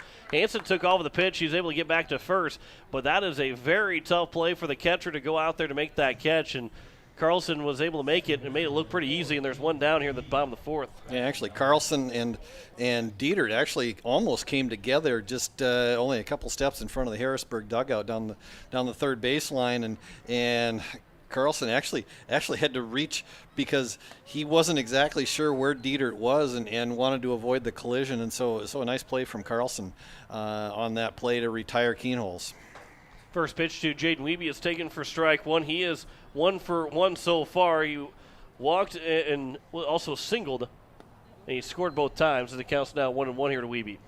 But back to the Matt Hansen thought. Where Matt Hansen has really been valuable to this team is just his versatility. We've seen him play shortstop when Lincoln Kienholz has either been gone or has been on the mound. Oh, what a catch there by a fan. Can't even see who that might be. Counts now 1-2. Nice catch, but it's still worth only $1. But the count is 1-2 to Jaden Weeby. That was a nice play here by the fan. Yeah, foul ball comes right over the top of the netting and right to a fan in the back row of the chair seat. So he should not only get $1, he should get a little bit of a bonus on that one. You'd say it was still only $1 though. It was a good catch, but it was only worth $1. He got $1 and a round of applause. There you go. Here's a 2-2 pitch here to Weeby. There's a ground ball. That'll be foul. Let's see if Coach White can make a play over there. He does. And he has nowhere to throw it to. He's going to throw it back to the pitcher, sure, but we see him move over at third base a lot more than what Coach Nas does when he is coaching third base. But Matt Hansen, we've seen him play shortstop when Lincoln Kienholz is on the mound or when he's gone for other activities. He's played second base. He's played third base. He's played a little bit of outfield. We've seen him pitch just a little bit. I mean, he's one of those. He's the guy on this team that you can do a lot of things with the rest of the lineup, and then when you get down to that number 9 spot in the order where he's kind of entrenched now in the batting, or I mean, you just kind of figure out what position you're gonna put him in. There's a good hit and run as Hansen will take third base. A ground ball that's through on the right side. Hansen took off with a pitch. The second baseman and Cook was going over to cover, and Weeby hit him where he wasn't anymore, where he was, and is now first and third with one down to bring back up the number 3 hitter, McGuire-Raskey. And again, if you want to show a little leaguer how to execute a hit and run, that's the tape that you show them. You go to that segment on YouTube and you show them. Matt Hansen takes off with the pitch, and then Jaden Weeby just takes a pitch and goes the other way with it through the right side. Cook, the second baseman, goes over to cover second base, totally out of position to cover the ground ball. There's a ground ball now back for the second baseman again. Throw to second for one. Back to first is off the glove of Hoffman, so a run will come in to score, and it will be now a 7-2 lead here for Poe State as there's 2 away. But Hansen scores. Weeby is out at second, and Raskey is on with an RBI fielder's choice. And maybe a ball that Boyd just rushed a little bit in the flip from Cook at second base, and he maybe tried to gun it just a little bit too much and came up a little bit short in the throw to Hoffman at first base, and Hoffman not able to dig the throw out, and Raskey's able to reach, and the Eights played another run and now go up 7-2 here in the bottom of the 4th inning. There's a runner on first. That is McGuire-Raskey here. The 0-1 count from Scherr to Andy Gordon. That one will bounce in now 1-1. Gordon is 1 for 1. He singled home 2 runs back in the bottom of the first, was hit by a pitch, and did come around to score on Bennett Dean's 2 RBI single. 1-1 pitch. Upstairs now 2-1. Take a quick check at the radar. It looks like we will probably be able to get this game in. There is a line of rain extending from north of Bismarck. There's a ground ball. The second baseman once again. Cook will make the play with the first. Raskey was off with the pitch, but that will retire the side here in the bottom of the 4th inning. We'll check that radar back in the top of the 5th. Another run scores on 2 hits in the inning. There were no errors and 1 man left on base. We head to the top of the 5th. 7-2 lead here for Poe State over Harrisburg. You listen to Poe State Baseball here on KCCR and on YouTube at KCCR Sports. Pierre Sports Center is your local Ranger Boat and Mercury Outboard dealer. They're a must-see for your Ranger boat needs. See their selection of Mercury outboard motors for more power. Pierre Sports Center can help you with financing and other boating needs. Need service for your boat or trailer to keep you going? Pierre Sports Center is your one-stop shop. Pierre Sports Center, Ranger Boats, and Mercury Outboard, a combination that can't be beat. Pierre Sports Center, 1440 North Garfield Avenue in Pierre, or give them a call, 224-5546.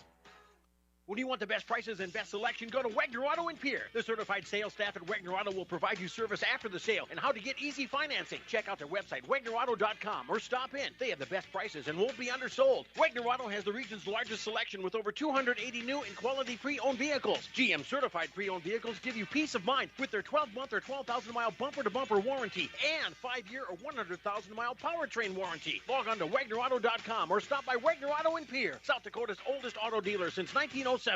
As we welcome you back here to high, same time of the fifth, as the Eights have a 7-2 lead over Harrisburg, as Bennett Dean will work through his third inning.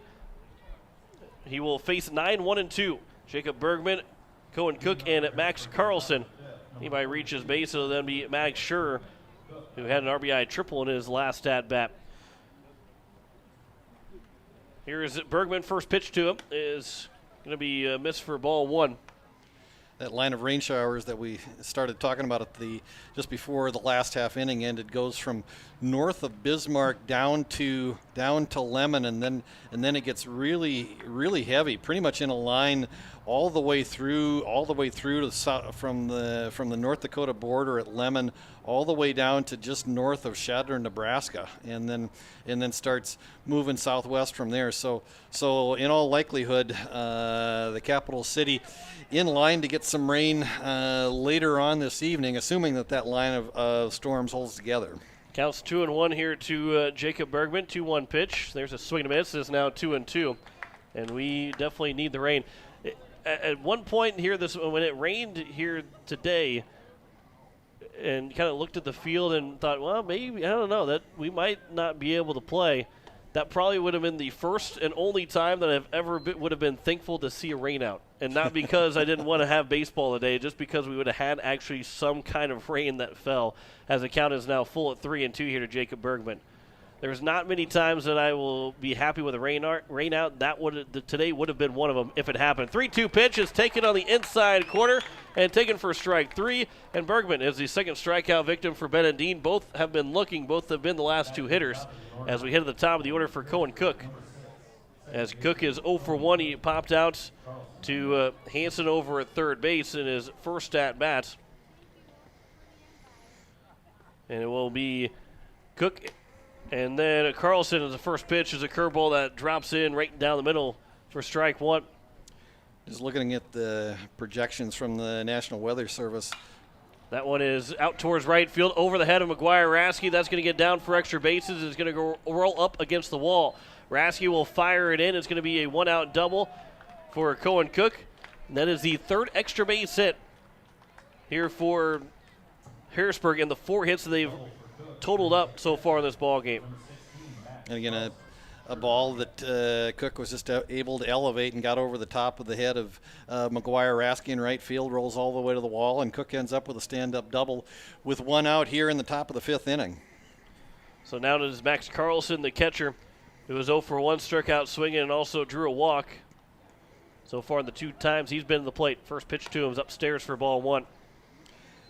According to the National Weather Service, looks like the rain probably will start about 10 o'clock tonight and likely is gonna go all night long, potentially into the morning hours. Although the heaviest of the precipitation will likely be east of Pierre by that time. But looks like we could get a nice rain overnight if this forecast holds. 1-1 pitch will bounce in. Now 2-1 here to the number 2 hitter Max Carlson. Be followed by Maddox Schur. The 2-1 from Dean. That one just above the letters, and it's now 3-1. We'll see how long that Dean will go before they go for Jack Van Camp, who in all likelihood is the next guy to go to throw for Post State. Here's a 3-1 pitch that's upstairs, and it will be a one-out walk. And it will bring up the number 3 hitter, Max Schur, who can help himself out and try and inch closer in this ball game. They're trailing by 5 as Harrisburg. We'll have a courtesy runner that will come and throw for, come and run for Carlson. But a 7-2 lead right now for Post State. As Van Camp's going to go back out and throw another time. So my guess is Dean will probably finish this inning, and then we would see Van Camp come on to throw the 6th and possibly the 7th, assuming his pitch count stays down. Yeah, and that's also the thing, too, is that you'll probably see, you may, depending on how they want to play this, too, as it counts now 2-0 here to Sherm, that you'll probably see Dean, as Coach White is actually making his way out, and he's looking down in the right field bullpen. I don't know if he's going to make the move quite yet. Say that either try and keep him available for Wednesday if you need him, or you say we're going to, just make sure that you're available for the weekend starting on Friday. That way you can throw in the Gopher Classic as well. It looks like it's right now just a talk trying to get that release point where you needed to. The last couple pitches have missed up in the zone from Dean. As the count is 2-0 here to Mag Sure. But also, this might also been a little bit of strategy for Coach White, as slow as he took to go out there to talk with Dean, giving Van Camp a little extra time, because this might be the last batter that Dean faces if he's unable to get the out against Sure. And the third time that Van Camp's been up in the bullpen this game. He was down in the first inning, started warming up in the third inning, and here he is again in the top of the 5th inning. So we'll see. I mean, it's inevitable that we're going to see Jack Van Camp at some point in this ball game, just a matter of when. So here's the 2-0 pitch now from Dean to Sure. He'll pop that one up. That one will get out of play, and it will be landing right in front of the concession stand, right below us as well, and the count's now 2-1. Did we do Bennett Dean's stat line? I did, yes. You did? Okay, Yep. okay. Yep. I was talking with another member of the press corps. I think when you did that, when he came into the game back in the top of the 3rd inning. So the count is now 2-2. Another foul ball that is just to the left of us here in the press box. 2-2 pitch. That one is bounce foul. Might have rolled off of Hinkle and the umpire. And the count remains at 2-2. Here with one down at the top of the 5th. Yates leading 7-2 over Harrisburg. Again, this is more of a junior Legion roster for Harrisburg, but Post State can still get some seed points with a win over this Harrisburg squad, as the 2-2 pitch is missed upstairs, and it's now 3-2. The Yates will have just 2 more games against South Dakota opponents, unless there's something that happens in the Gopher Classic, as a 3-2 is missed, and it will be a 1-out walk, and now the bases are loaded for Carter Hoffman to now come to the plate. Yeah, even though they have 2 games against Sioux Falls West on the schedule for Wednesday, and then a doubleheader a week from Wednesday against Aberdeen. Those Aberdeen games fall after the cutoff date for when seed points count, and so the Eights will know their standing. Aside from maybe some marginal movement based upon other teams' records changing, they will basically know about where they're going to be after Wednesday. 1-0 pitch, a swing and a miss from Hoffman. He is 0 for 2 so far. Did reach on air in his last at bat. Here's a 1-1 pitch. That one's fouled back, and it's now 1-2. And this is a big strikeout opportunity here for Dean, and for Hoffman trying to put the ball in play to try and score a run for Harrisburg. Here's a 1-2 pitch from Dean to Hoffman. He did not check his swing. He goes around on a pitch that was upstairs, and the 3rd strikeout now for Dean. And there's 2 away, and we'll bring up, that was Dieter. Now we'll bring up Hoffman to come to the plate. Yeah, just a fastball up in his eyes that Dieter could not hold up on, and this is going to be this is where we will see Jack Van Camp as Coach White comes out to make the move. And we'll see where everybody goes on if there's going to be movement around. We'll take a minute break. We'll come back and tell you all the changes as Jack Van Camp will come to the mound for Post State. Listen to Post State Baseball here on KCCR and on YouTube at KCCR Sports. Evermore Boutique, where fashion doesn't have to break the bank. See them for men's, women's, and children's clothing, shoes, accessories, and so much more. Open 7 days a week, Monday through Friday from noon to 7, Saturdays from 11 to 6, and Sundays from noon to 5. Visit Evermore Boutique, located at 104 South Pierre Street in Pierre, or give them a call today, 605-494-0194. That's Evermore Boutique in Pierre. Insurance. We all need it to protect our homes, health, businesses, and belongings. But having adequate coverage is just the beginning. You also need the support of professionals who stand by your side to protect what's important to you. Fisher Rounds & Associates combines the coverage you want with the commitment you need. Fisher Rounds & Associates, at your service, at your side, with offices in Pierre, Mitchell, Watertown, Sioux Falls, and Rapid City. As it is, Jack Van Camp now on the mound here for Post States. As the changes are Ben and Dean back to first base. It'll be Andy Gordon back over to third. Matt Hansen will go to second, and then Jaden Wiebe will go out to left and will take the place of Jack Merkwan. So Jack Van Camp, after all those changes, will be in the place of Jack Merkwan in the batting order, which will put then him batting fourth in this, actually batting third this coming inning, as it'll be 5, 6, and 7 for Post State in the bottom of the fifth. So Van Camp will get a chance to swing the bat heading into the bottom of the fifth inning.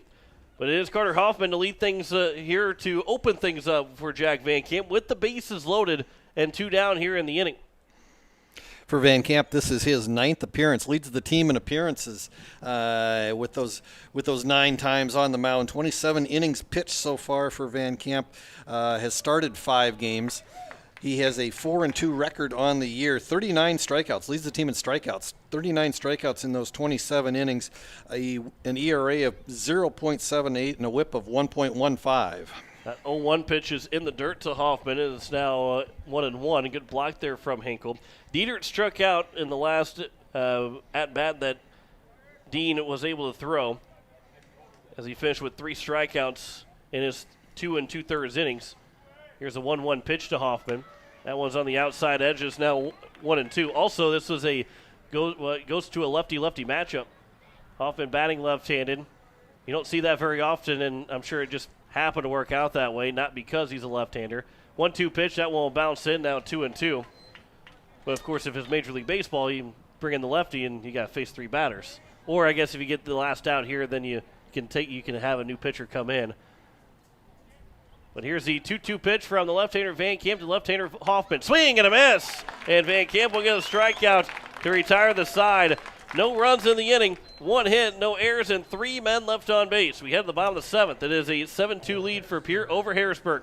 Listen to Post State Baseball here on KCCR and on YouTube at KCCR Sports. BankWest Insurance has the expertise and resources to deliver personalized service and customized solutions. As an independent agency, we shop dozens of companies to get you the best coverage at the best price. As your trusted choice for insurance coverage, we promise to go the extra mile so you can rest assured your loved ones and your assets are protected. Contact your local agent to put BankWest Insurance to work for you. Not a deposit, not FDIC insured, not insured by any federal agency, not guaranteed by any bank, may go down in value, equal opportunity provider.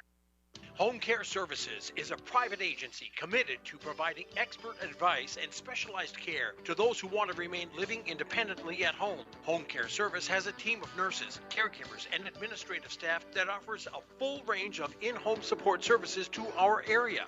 For more information about HOMECARE Services, call 224-2273. Expert advice, professional care. HOMECARE Services, 224-2273. Bottom of the 5th inning, it is a 7-2 lead here for the Eights. It'll be 5, 6, and 7, as it will be Kate Hinkle, Bennett Dean, and Jack Van Camp to be the first 3 hitters. So Van Camp will get a chance to swing the bats. Don't see him be able to swing very often, but you know, hey, if you're Van Camp, Greg, and we can talk maybe a little bit more as he comes to the plate. But if you're Van Camp, every time you come to the plate, just because you know you're not going to get that many at bats, would you be swinging for the fences all the time? Well, we know he's got home run potential. Yeah. He does. He did hit a grand slam last year, so we know that he has that power. And the other thing that, and we talked about this a little bit in some of his previous pitching appearances, the fact that he has come back from a year at college and a year where he didn't have to cut weight for wrestling, and so he's come back a little more bulked up and a little stronger, and so the potential for him to hit a home run is probably maybe even a little higher this year than it was even last year. Cade Hinkle will look at ball one as he will come to the plate to open up the bottom of the fifth inning. He is 0 for 2 so far, but does have an RBI. Hit an RBI ground out in his last at-bat. 1-0 pitch. That one will be rolled all the way foul. Well, you couldn't put that on a string and roll it that straight foul down the first base line. I mean, it was completely parallel to that line the entire way without any kind of movement offline, as it's now 1-1. Here's the 1-1 pitch. It's upstairs now, 2-1. We'll give you the pitching lines for both Lincoln Keenholz and Bennett Dean as they are complete on the day. Lincoln Keenholz, 2 innings, 1 hit, 1 run. It was earned, 1 walk, 2 strikeouts on the day. 33 pitches, 23 of them for strikes to the 8 hitters that Keenholz faced. For Dean, 2 2/3 innings, 3 hits allowed, 1 run. It was earned, 4 walks, 3 strikeouts, 52 pitches on the day, 29 for strikes. 2-2 pitch is grounded over towards the second baseman. The throw to first from Cook is in time. The leadoff man retired. Here to open up the bottom of the 5th inning. As it will bring up now Bennett Dean, who is 1 for 2 with a 2 RBI single back in the bottom of the 3rd. He'll be followed by another left-hander, Van Camp. 4 lefties in a row for Post State, with Hinkle, Dean, Van Camp, and then Elliott Life would be after that. As first pitch is missed for ball 1 to Bennett Dean. Of course, McGuire Rasky also in the order. So 5 lefties right now in the order for Post State. The count's now 2-0 with 4 of them all in a row.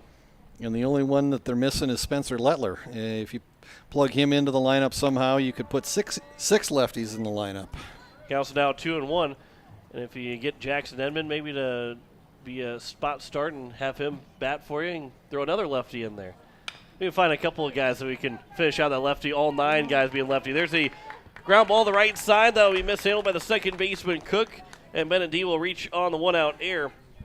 And it will now bring up Jack Van Camp. And again, we'll see how big of a cut he'll take on this first strike or his first swing. He did hit 2 home runs last year. One was that big grand slam out in Brandon. The Eights went three consecutive games with a grand slam last year. They hit 1 in each of the 2 games in Brandon against both Yankton and Sioux Falls East, and then had, I guess maybe it was 3 and 4 games, but Garrett Stout hit a walk-off grand slam against Mandan the next doubleheader, as the count is now 1-1. Not too often. Of course, you can't go like grand, Slam Diego and all that other good stuff. We can't figure out a way to, I can't figure out a way to put that into Pierre. As the count's now 1-1, as the 1-1 pitch is at the letters, now 1-2. But that was as close to Slam Diego as you can get, with them hitting 3 grand slams in 4 games. Is the mind churning right now? It's churning, and it's coming up empty. I was going to say how to get Pierre and Grand Slam together. That pitch is in the dirt. Dean takes off for second. The throw was wide of second. The count's now 2-2, and Dean is at second base. I think he caught Carlson off guard because he blocked it up, had a good block behind home plate, but Dean took off as soon as the ball hit the dirt. And then Carlson didn't realize he was taking off until he was about halfway, 3/4 of the way to second. 2-2 pitches outside, now 3-2 here to Van Camp. Pierre and Grand Slam just don't go together. No way to get eights, The gears in this brain are grinding, and they're really rusty. 3-2 pitch is grounded over the first baseman, Hoffman. He'll make the play over at first. And there's now 2 down. Dean will move up 90 feet, and he'll be at third for Elliott Life with 2 away. Life is 0 for 1. He was hit by a pitch, and then also ground out to the second baseman in his 2 trips to the plate. Base hit would extend the lead to 6 here for the Eights. Yeah, the best that I can come up with is a salami brought to you by Brock's Butcher Block. That's the best I can do. Sorry. Yeah, that's not going to work. Not going to work. Here's the 1-0 pitch. That's outside now, 2-0. Might be an enticement to sell an advertising package, though. I guess that's true. As the count is 2-0. Here's the 2-0 pitch. That one's on the outside edge now, 2-1. Here to Elliott Life. Life he's coming to the plate, or coming to the day, hitting .316. 6 runs driven in. As that one will get away from Carlson. Dean's going to try and score the throw. The play to tag, and tag between the legs by the pitcher, sure, will tag out Dean because he ended up blocking Dean's leg with his own leg away from home plate to tag him out and to retire the side. A play there from Sure, and that will end the inning. We hit the top of the 6th, a 7-2 lead here for Post State. You listen to Post State Baseball here on KCCR and on YouTube at KCCR Sports. At Black Hills Federal Credit Union, our top priority is providing value to our members. Since 1941, we have helped our neighbors buy homes and vehicles, finance their farms and ranches, insure their assets, and retire comfortably. From Custer to Sioux Falls, we live and work in our communities, and we treat our members like family. Visit bhfcu.com to learn more about how you can join. BHFCU is member-owned, not-for-profit, and federally insured by NCUA.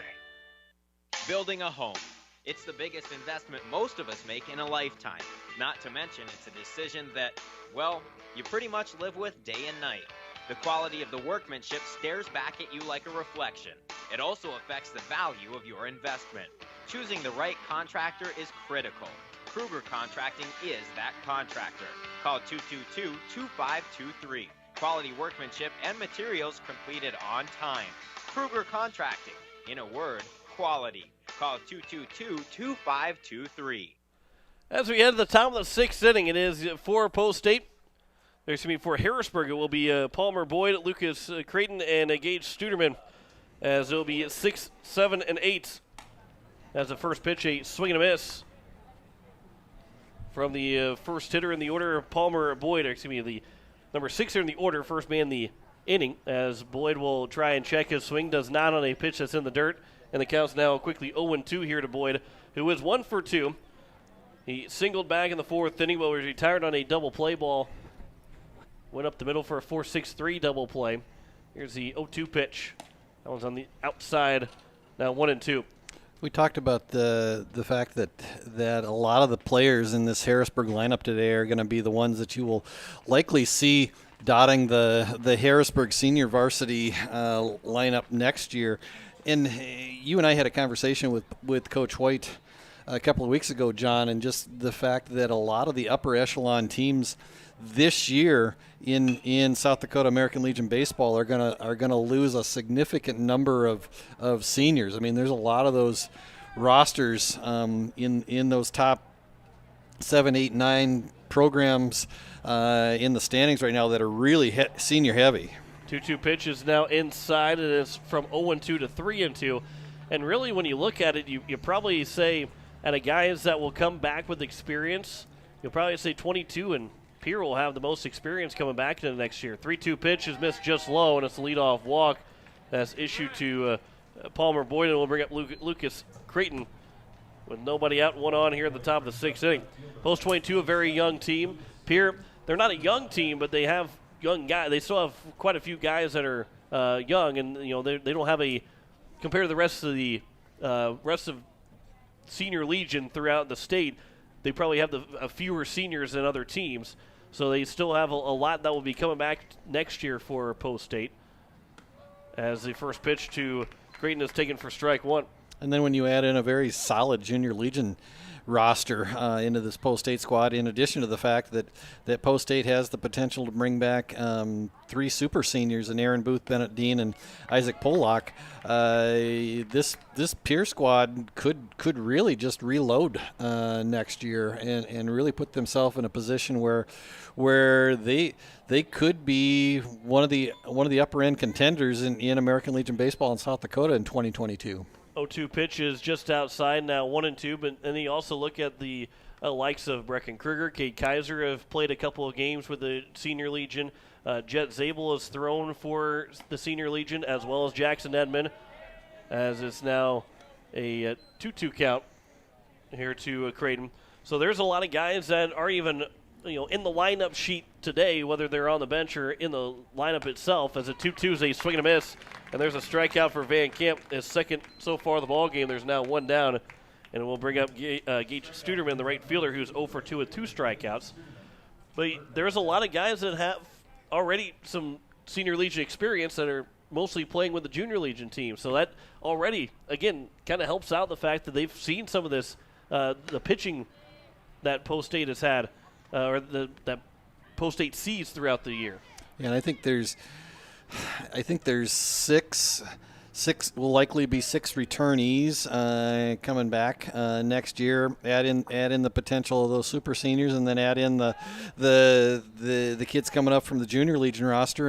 And if you look forward to 2022, and we certainly don't want to look ahead because we got a lot of 2021 left ahead of us. But if you're starting to project out into 2022, this is going to be a very formidable Post State team when we turn the calendar towards Memorial Day of 2022. Here's the 2-0 pitch. That one is taken for a strike. Now 2-1. The 1-0 pitch got away from Cade Hinkle, and Palmer Boyd is now at second, with one down here in the top of the 6th inning. Here's a 2-1 pitch. Swing and a miss. Now 2-2 here to Studerman. And he's a strike away from taking a hat trick in this ball game.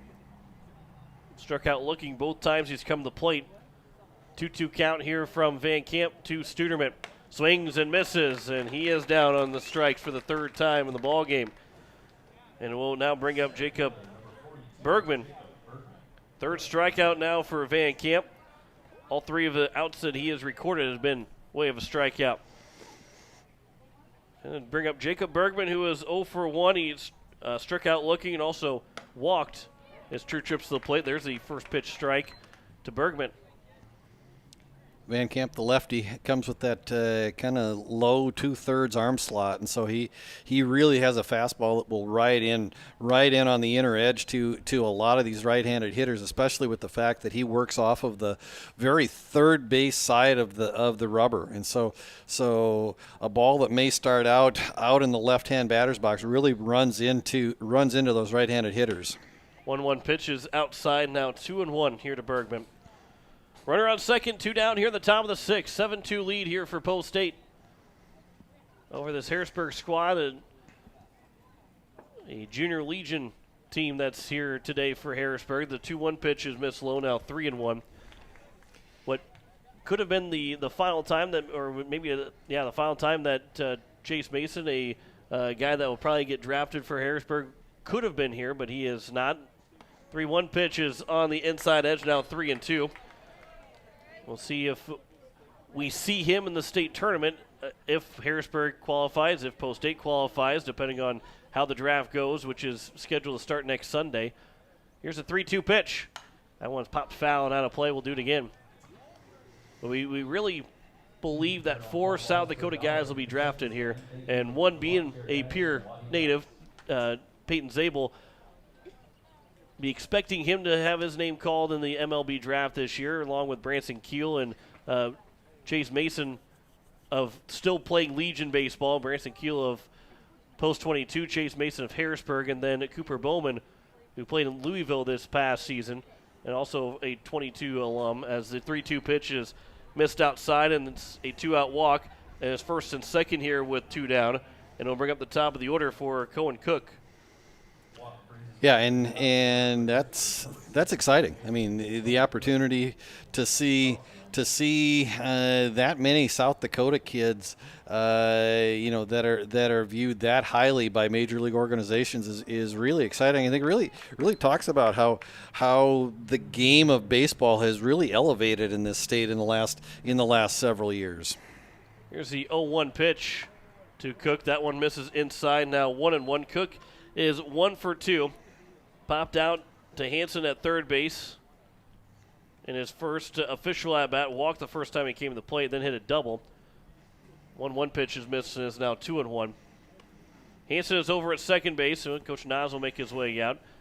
We've had several changes with Van Camp being the third pitcher, but Gordon is back over at third. Keenel stays at short. Hansen's at second, and Dean's at first base. Wiebe went to the outfield and took the place of Jack Merkwan. And Van Camp took the place in the batting order of Jack Merkwan. For the eighth in the bottom of the 6th inning, Elliot Life will come back to the plate. Then it'll be Matt Hansen and Lincoln Keenels. The first 3 hitters, 8, 9, and 1, the bottom of the 6th. As it counts 2-1 here to Cohen Cook.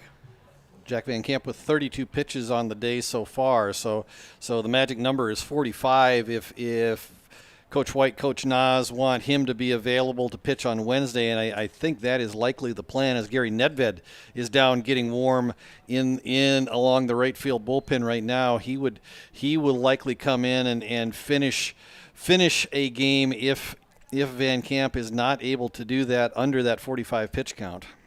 3-1 pitch now. Everyone's fouled off the end of the bat from Cohen Cook, so the count is full now, 3-2. With 2 down, runners at first and second, so they will get a head start as Van Camp will look to try and finish out this inning. Cohen Cook, the leadoff man in the order. 3-2 pitch from Van Camp. There's a ground ball to the right side. It's going to get through for a base hit. Rounding third, going to try and score. The throw from Rasky to the plate is up the line. It goes off the glove of Hinkle, and everybody will move up 90 feet. They're going to move up 90 feet regardless. So it is going to be a 2-out RBI single for Cohen Cook. It is now a 7-3 ball game, and the runners are both in scoring position, second and third for Max Carlson.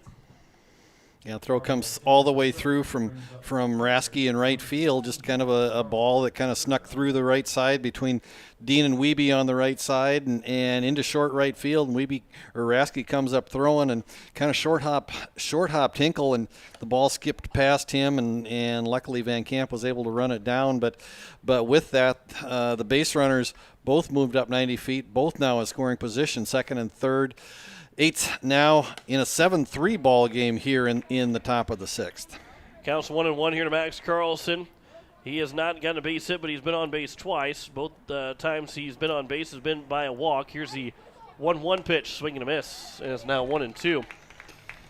And you kind of have to think that maybe this is going to be Van Camp's last hitter as he approaches that 40 pitch mark on the day.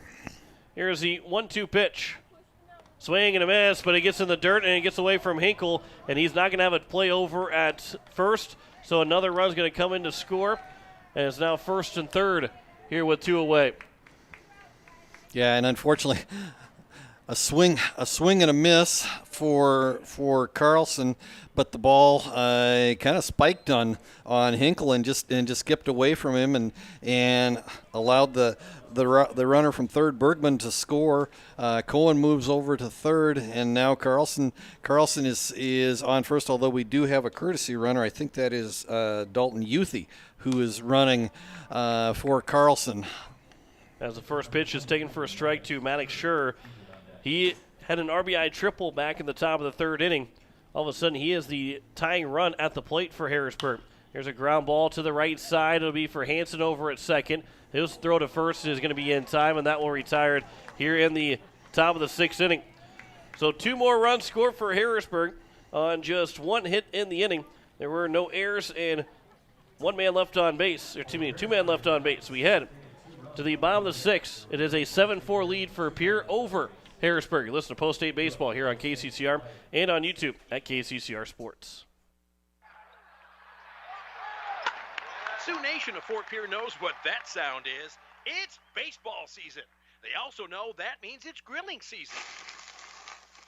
Sioux Nation has the Green Mountain Grill choices that you need for those hot dogs and burgers for tailgating. And let's be honest, you know there will be a steak in there too. Visit Sioux Nation of Fort Pierre and see their selection of grills. While you're there, also pick up some seasonings for your grilling needs. Visit Sioux Nation at 504 Deadwood Street, Fort Pierre. Looking for your next new or used car, truck, or SUV? Then go no further than the comfort of your own home. Shop online at lambmotor.com. On lambmotor.com, you'll find the vehicles Lambs has in stock. You can schedule a test drive or your vehicle's next tune-up, all online. New or used, shop for it all online, anywhere you are. Lamb Motor has the right vehicle for you. Lamb Motor in Oneida and online, lambmotor.com. Bottom of the 6th inning, 8-9-1 here for Post State. John Wickler alongside Greg Dean. You are listening to KCCR Pierre, a Riverfront broadcasting station, as we have passed that 9 o'clock hour here on this Monday evening. The final day of probably maybe a 4-day weekend, maybe a 3-day weekend for you, as things will start to go back to normal. I always hated July 5th as a kid, because then that really meant that your summer is on the downward spiral. Like school is just, like, to me, July 5th meant school was starting tomorrow, basically. And it was just the most depressing. That all the fireworks of 4th of July are always a lot of fun, but then the next day, especially when you had to go clean it up, that wasn't fun either. But when you had to sit there and, well, now there's nothing to look forward to in the rest of the summer. It really was a depressing day for me. First pitch to Elliott Life. That one's out towards left field, and it'll be right to the left fielder and Creighton to make the catch. And there's one down on the first pitch here in the bottom of the 6th. Yeah, July 4th, kind of the halfway point of the summer season for if you're a school kid. You've got about 6 weeks. 6 weeks since you got out of school, and you probably got about 6-7 weeks till you go back to school. So it really is kind of the downhill side of that, and for the 8s, well past the halfway point of the season. Although 32 games into the season so far, they've got 9 left before the regular season ends after tonight. Count is 1-1 here to Matt Hansen. Here's the 1-1 pitch from Sherrod. That one will miss low. Now 2-1. Hansen is 1 for 2. Singled back in the bottom of the 4th, came around to score. He also grounded out in his first at bat. Here's the 2-1 pitch. That one will miss low and outside. Now 3-1. Lincoln Keenel is the top of the order, standing on deck. Ace will be in Sioux Falls on Wednesday to take on Sioux Falls West. 3-1 pitch, a swing and a miss. Now 3-2. It's a afternoon baseball game. 1 o'clock, 1 and 3:30. For that doubleheader against West. That's a big doubleheader. Final 2 games of South Dakota play for Post State. As a 3-2 is a swing and a miss, and Hansen will go down, and there's now 2 down. Although if things would go, would have to play out right, but there's a potential that maybe there's a South Dakota team somewhere in the Gopher Classic that the 8s are able to eventually play in after the pool is over with, that they win their pool.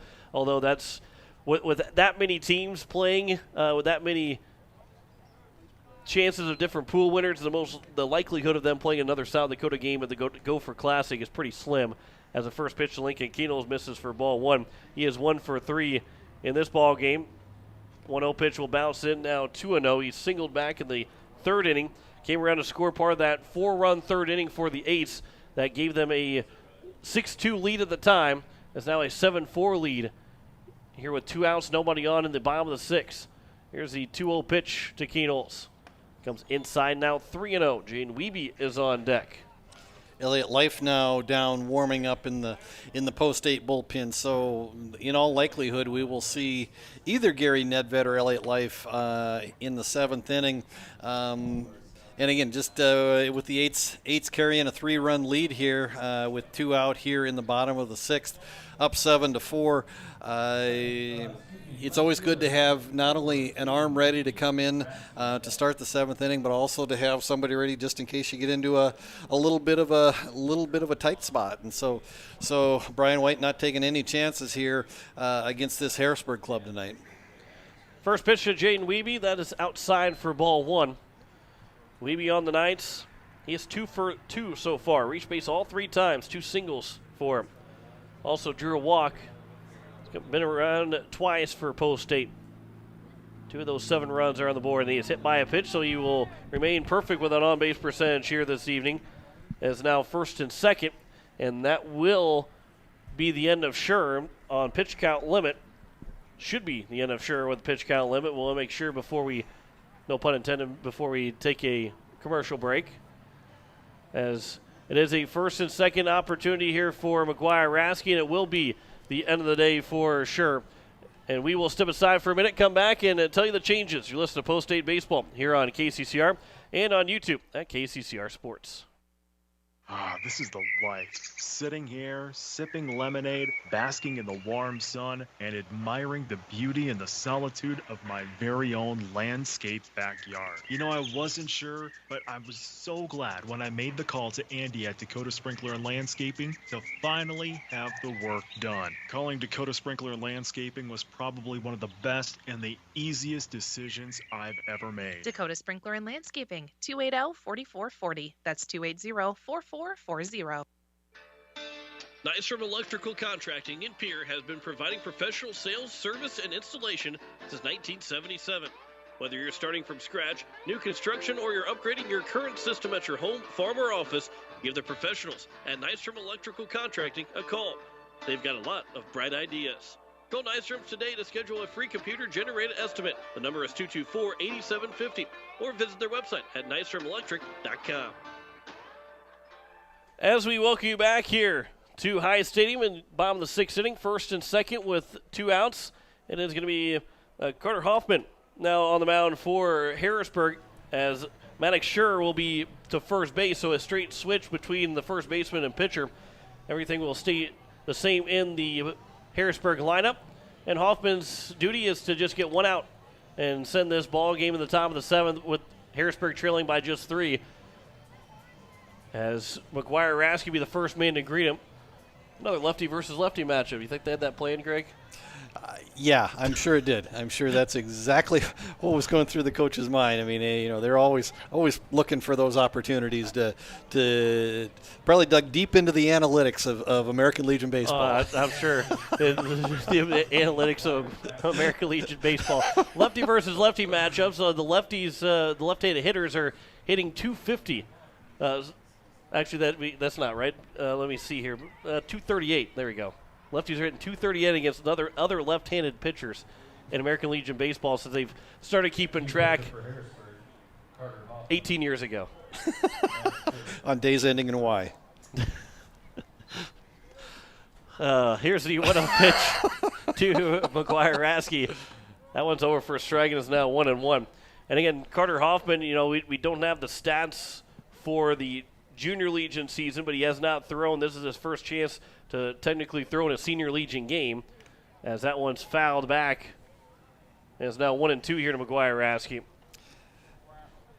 We'll wait until this inning is over, or until these 2 runners are accounted for. But Maddox Schur really did a nice job, I thought, for Harrisburg. I mean, he came out and did not look intimidated. Really did a nice job in terms of competing, and really did a nice job in terms of just allowing Harrisburg to stay in this ball game. 2-2 pitch is fouled back, and we will do it again here at 2-2. And again, one of the biggest things we've talked about this, especially with Post State's pitching, is just 2 walks on the night for sure, and that really is kind of I think the key to success is how if you're able to limit the walks, you just tend to have better pitching performances, and sure, with just those 2 walks tonight has allowed Harrisburg to stay in this ball game. 3-2 pitch upstairs for ball 4. Everybody's going to be safe as they all took off. Bases are now loaded. And a chance for Andy Gordon to continue what has started out with a good game, as he got a 2-out, 2 RBI single. Excuse me, he had just a 1-out, 2 RBI single. Gave Post State a 2-1 lead. Now he's got a chance to add to those 2 RBIs as the first pitch is fouled to the plate off of Gordon, and it is 0-1. Be followed by Cade Hinkle if anybody's able to get on base. Trying to extend this past a 3-run lead here for the Eights. 0-1 pitch from Hoffman to Gordon. He'll pop that one foul and out of play. And it's now 0-2. And it sounds like somebody else made a catch. Well, Mike Pollock gets $1 and a round of applause. Here's the 0-2 pitch. That one will miss. It'll get away from the catcher, Carlson, and coming in to score will be Keenels. The throw will get away from the pitcher Hoffman. Everybody from the infield will converge to pick up the ball, but Wiebe stays at third base. It's now an 8-4 lead here for Post State. The count's now 1-2 here to Gordon. The ball got away from Carlson and came back almost all the way to the backstop, and he flipped it back to Hoffman and evaded his glove, and Gordon will line that one foul and out of play.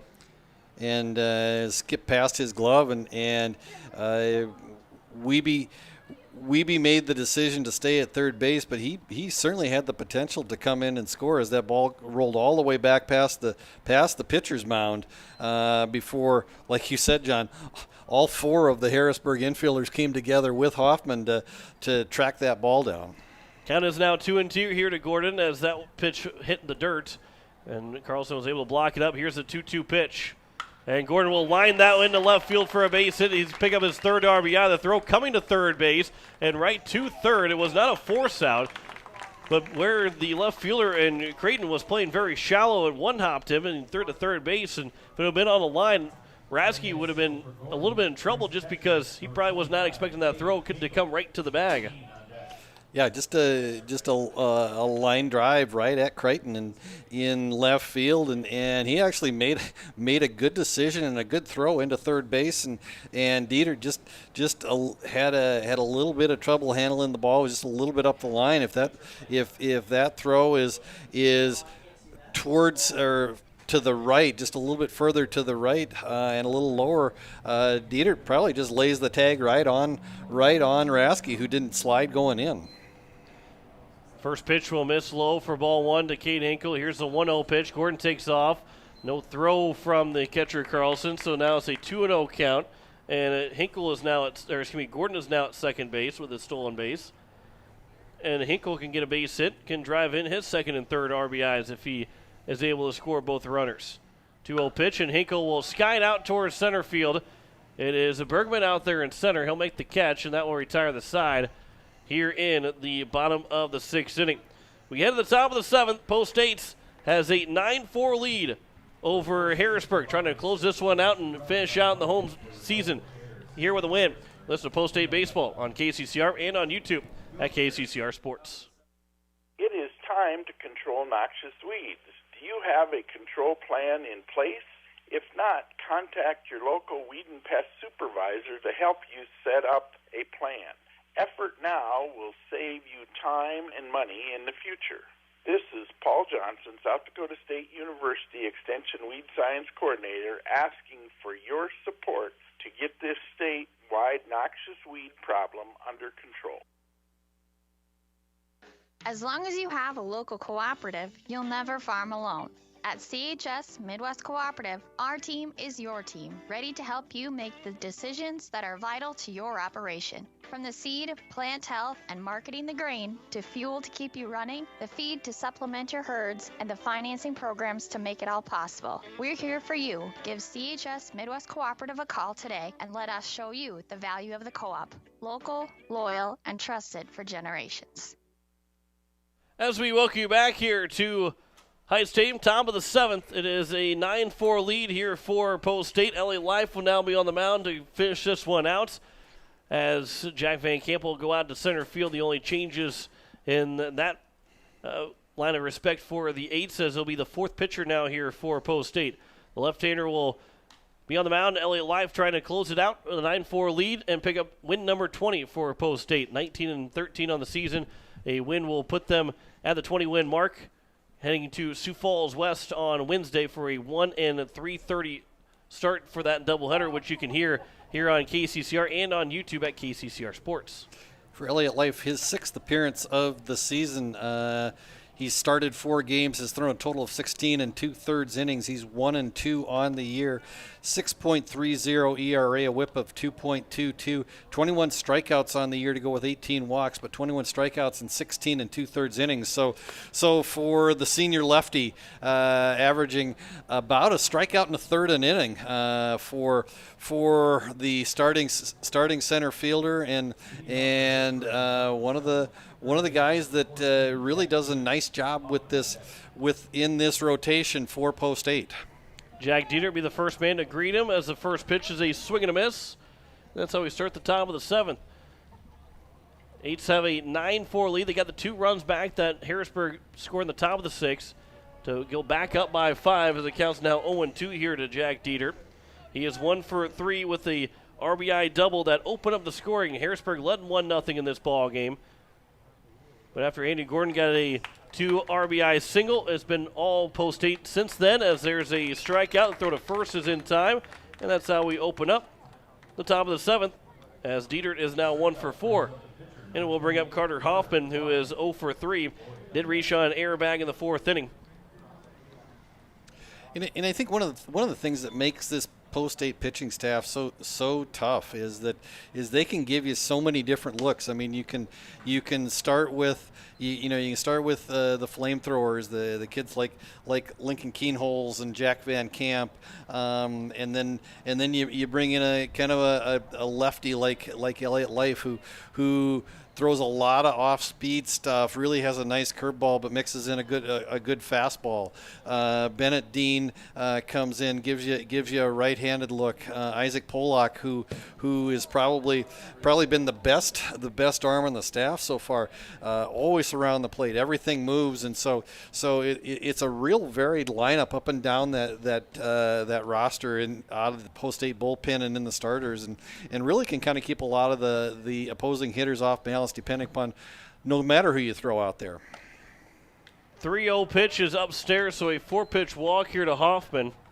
And it'll be 1 on with 1 out here in the top of the 7th. And it'll bring up Palmer Boyd, who is 1 for 2 so far. He singled back at the top of the 4th, and also he was a line-out victim. He did walk back in the top of the 6th inning.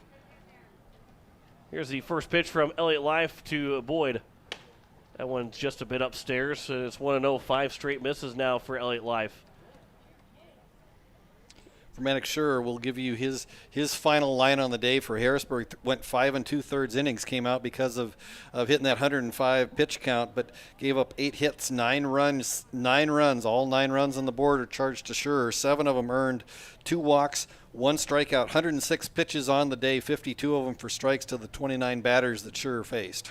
Here's the 2-0 pitch and another miss here from Life, and a good block from Hinkle, but the count is now 3-0, 7 straight misses here from the left-hander. A couple of other scores from around South Dakota finals tonight. Aberdeen has defeated Huron 5-4 in 9 innings, and Brandon Valley has shut out Brookings 4-0. So here is now the 3-0 pitch.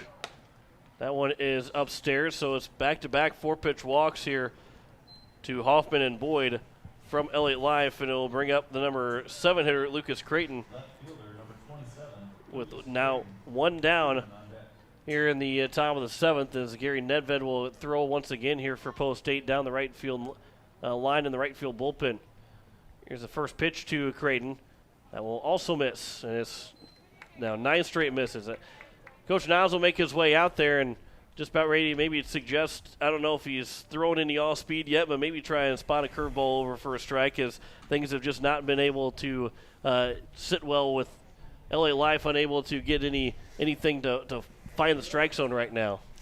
And sometimes, and you've made that observation before, that sometimes the best thing to do if you just are having trouble finding the strike zone is look at that off-speed pitch and call a curveball and see if that does give you a little bit of a feel for the strike zone, and sometimes that's all it takes, is just having that feel for that curveball, and if you can spot that curveball, it also gives you a little bit of confidence coming back to work that at bat. So here's the 1-0 pitch from Elliott Life. That one will also miss upstairs after the mound visit from Nas. And the count is now 2-0. And Coach Nas trying to come out there, kind of slow him down a little bit, and because all you need is strikes. You're up by 5 right now here in the top of the 7th. 2-0 pitch. There he is, 1 over, and it's now 2-1. And see if Elliott Life can work from that spot. Down 2-1 the count right now. Even a ground ball can get you out of this ball game here pretty quickly. 2-1 pitch. That one's fouled out of play, and it's now 2-2. So as quickly as you are struggling to find the strike zone, you can throw 3 pitches right here, all 3 of them strikes, and you can still get out of this game, and all of a sudden nobody really remembers that you couldn't find the strike zone. 2-2 pitch. That one will miss low, and it's now 3-2. The count is full here with 1 out, so the runners will not be off with the pitch. But from the stretch, here is now the 3-2 pitch. Hard line drive that's in the third base dugout. And some of the Harrisburg, well, all of them are in the right spot to be the left of that little pole, but it looks like the catcher Carlson decided to hug the pole to make sure that he's going to stay safe over there. He was not, he got a little scared of that line drive. 3-2 pitch comes inside, and it'll be the 3rd straight walk issued, and the bases are now loaded here with 1 down in the top of the 7th. And it'll bring up Gage Studerman. And right now, with the 8s up 5, 9-4 here in the top of the 7th, even though the bases are loaded and 1 out, they will trade outs for runs right here. First pitch is over for a strike as a swing and a miss by Studerman. He is 0 for 3 with 3 strikeouts. Trying to give him the now golden sombrero if they strike him out for a 4th time. Here's the 0-1 pitch. That one will bounce in. Now 1-1. I believe we figured out the 5 strikeouts, the Olympic rings, and 6 strikeouts. Can't remember now what that was. Yeah, because it's only happened like once, and they just named it after the guy that happened. Oh, that's right. I can't remember who it actually was. 1-1 pitch. That's upstairs now. 2-1. Ball rolls out of the Post State bullpen all the way down to home plate, and Cade Hinkle just calmly picks it up and fires it back to Jack Merkwan, who's the backstop down at the bullpen. Here's the 2-1 pitch now to Studerman. That's over for a strike, and it's now 2-2. This is a big at bat right here. I mean, you hate to call it that, but bases loaded and 1 out, 2-2 count. This is a big at bat right here for both Harrisburg and Post State. 2-2 pitch, a swing and a miss, and Studerman will pick up a golden sombrero. It's another strikeout. There's now 2 down. And it will bring up Jacob Bergman, the number 9 hitter. Elliott Life with 2 strikeouts, 3 walks so far. Nobody's put the ball in play against Life. The number 9 hitter Bergman here at the plate. Here's the first pitch. It's upstairs for ball 1. Really would rather not have the lineup turn over to the top of the lineup with Cook coming up to the plate.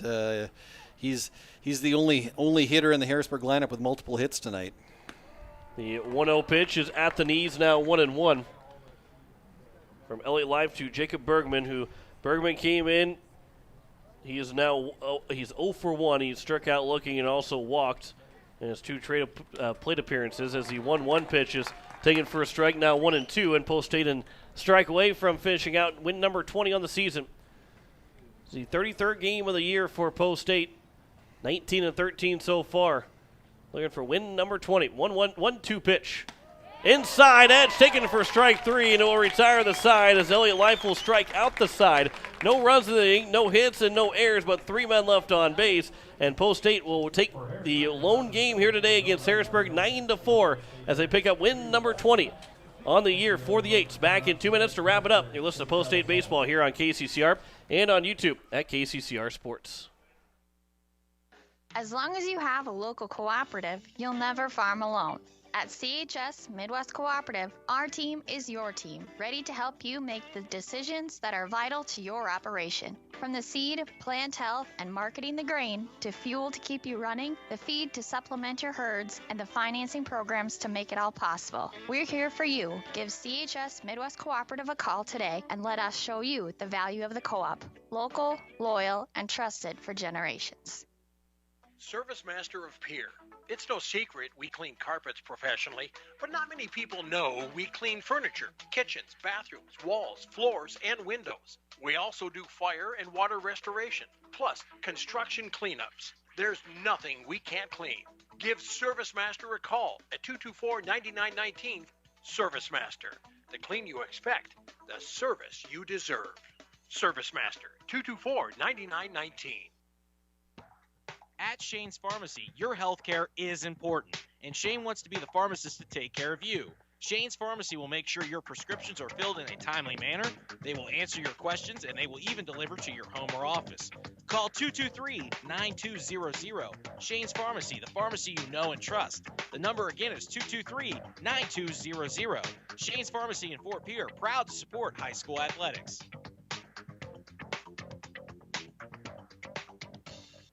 ComTech in Pierre invites you to come out and check out their expansive showroom. It's filled with everything you need to thrive in today's technology-dependent world and a knowledgeable staff to guide you through. ComTech has TVs, computers, personal electronics to commercial electronics, anything to fit your technology needs. The experienced professionals at ComTech can guide you through any questions you may have. Whether you struggle with technology or live for it, ComTech can help you find exactly what you're looking for. ComTech will even install and service what they sell, so you don't have to worry once you get your products home. ComTech, located at 1601 North Lowell Avenue behind Walmart. Check them out online at ComTechPlus.com. As we welcome you back here, as Post State picks up a win over Harrisburg, 9-4 this evening, as the Eights are now 20-13 on the year. as they pick up a 9-4 victory over Harrisburg. 9 hits in the ball game for Post State, 1 error and 5 men left on base. Harrisburg had 4 runs on 5 hits, 3 errors, and 11 men left on base, as their senior Legion team technically falls, although mostly it was a junior Legion team. But Post State will get those seed points and will gladly take those seed points with a 9-4 win against Harrisburg. And Greg, as we wrap things up for the evening, good hitting performance again. Andy Gordon with those 3 RBIs, Bennett Dean with another 2 RBI hit. Timely hitting starting to be a little bit more of a thing here for Post State. And that's exactly what you're looking for going into the tail end of the season and ramping up into the Legion tournament. And right now the eights have hit the 20 win mark on the year overall. 16-9 versus South Dakota Class A opponents. I think it's almost a lock. I mean, we don't have numbers in front of us, but I think it's almost a lock that they will be a host for a regional playoff series. Right now, they're likely sitting somewhere in the top 4. Obviously, the higher up you go, the better the chances are that you're going to play a team that's down farther in the standings. So the Eights right now are putting themselves in a good position going into the tail end of the season. But really big doubleheader on Wednesday. 2 very big games against Sioux Falls West, who is going neck and neck with them in the standings right now. Yeah, those 2 games will kind of be the determining factor in who will be 2 and 3 technically. Brandon Valley move out of the standings, so it's really Sioux Falls East at number 1. Seems like they have that spot on lock unless they fall in the last couple of games and have a couple bad losses. But otherwise, they look like they're going to be the number 1 team going into the region round. And then really that doubleheader between Pierre and Sioux Falls West will be for that 2 and 3 spot. So that's a big doubleheader on Wednesday. And for Post State, they did win 5-0 over Sioux Falls West in that first contest. So that's going to be a big factor. Post State kind of maybe feeling a little bit more confident going in than maybe Sioux Falls West is into that doubleheader. Now, that doesn't mean that they're going to easily win those games or that really will become a big factor, but could maybe at the beginning of the ball game could help out Post State trying to get at least a split. If you get a split, I think if you split, again, there's other factors that might come into play, but I think if you split against Sioux Falls West, you end up being above them in the standings. However, a sweep then guarantees you to be up above them in the standings. And that's, I think, right now what Coach White and Coach Nas are right now just looking for the guys to just continue to play well. And I would call this almost a workman-like performance tonight. I mean, nothing real flashy, no extra base hits for the Eights.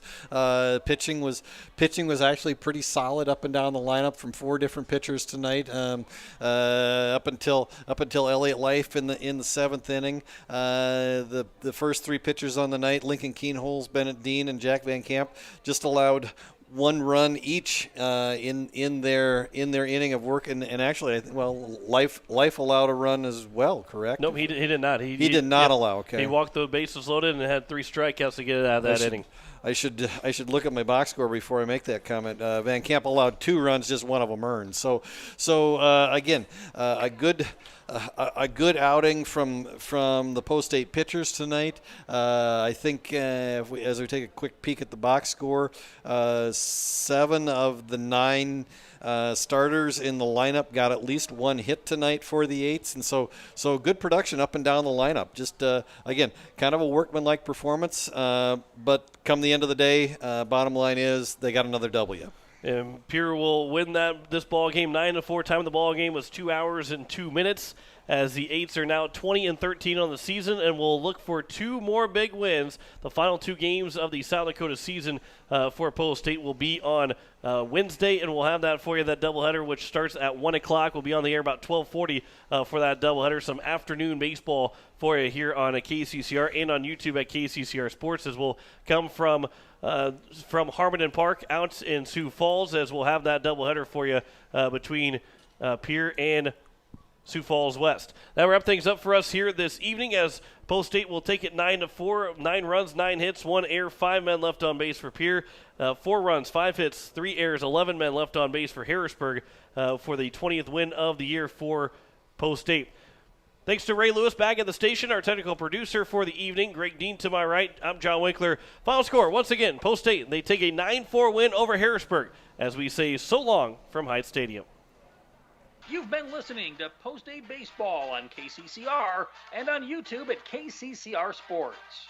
Post State Baseball is brought to you by Evermore Boutique, Wagner Auto, Owyhee Federal Credit Union, Service Master, Rising Hope Counseling, Todd's Electric, Pierre Sports Center, AIRTECH, Gales Gas, Avera, Bank West, B&B Equipment, Overhead Door Company, Gateway Ford, Lincoln, and Toyota, Farting Electric, Olson Plumbing, AGTEGRA, All Around Graphics, First Dakota National Bank, Comtech, Shane's Pharmacy, Black Hills Federal Credit Union, Midwest Cooperative, South Dakota Weed and Pest, Nystrom Electric, Dakota Sprinkler, Lamb Motor, Kathy Sunshine Properties, Sioux Nation, Kruger Contracting, HOMECARE Services, and Fisher Rounds. Join us all season long for Post State Baseball on KCCR and on YouTube at KCCR Sports. This has been a special presentation of Riverfront Broadcasting Sports, Central South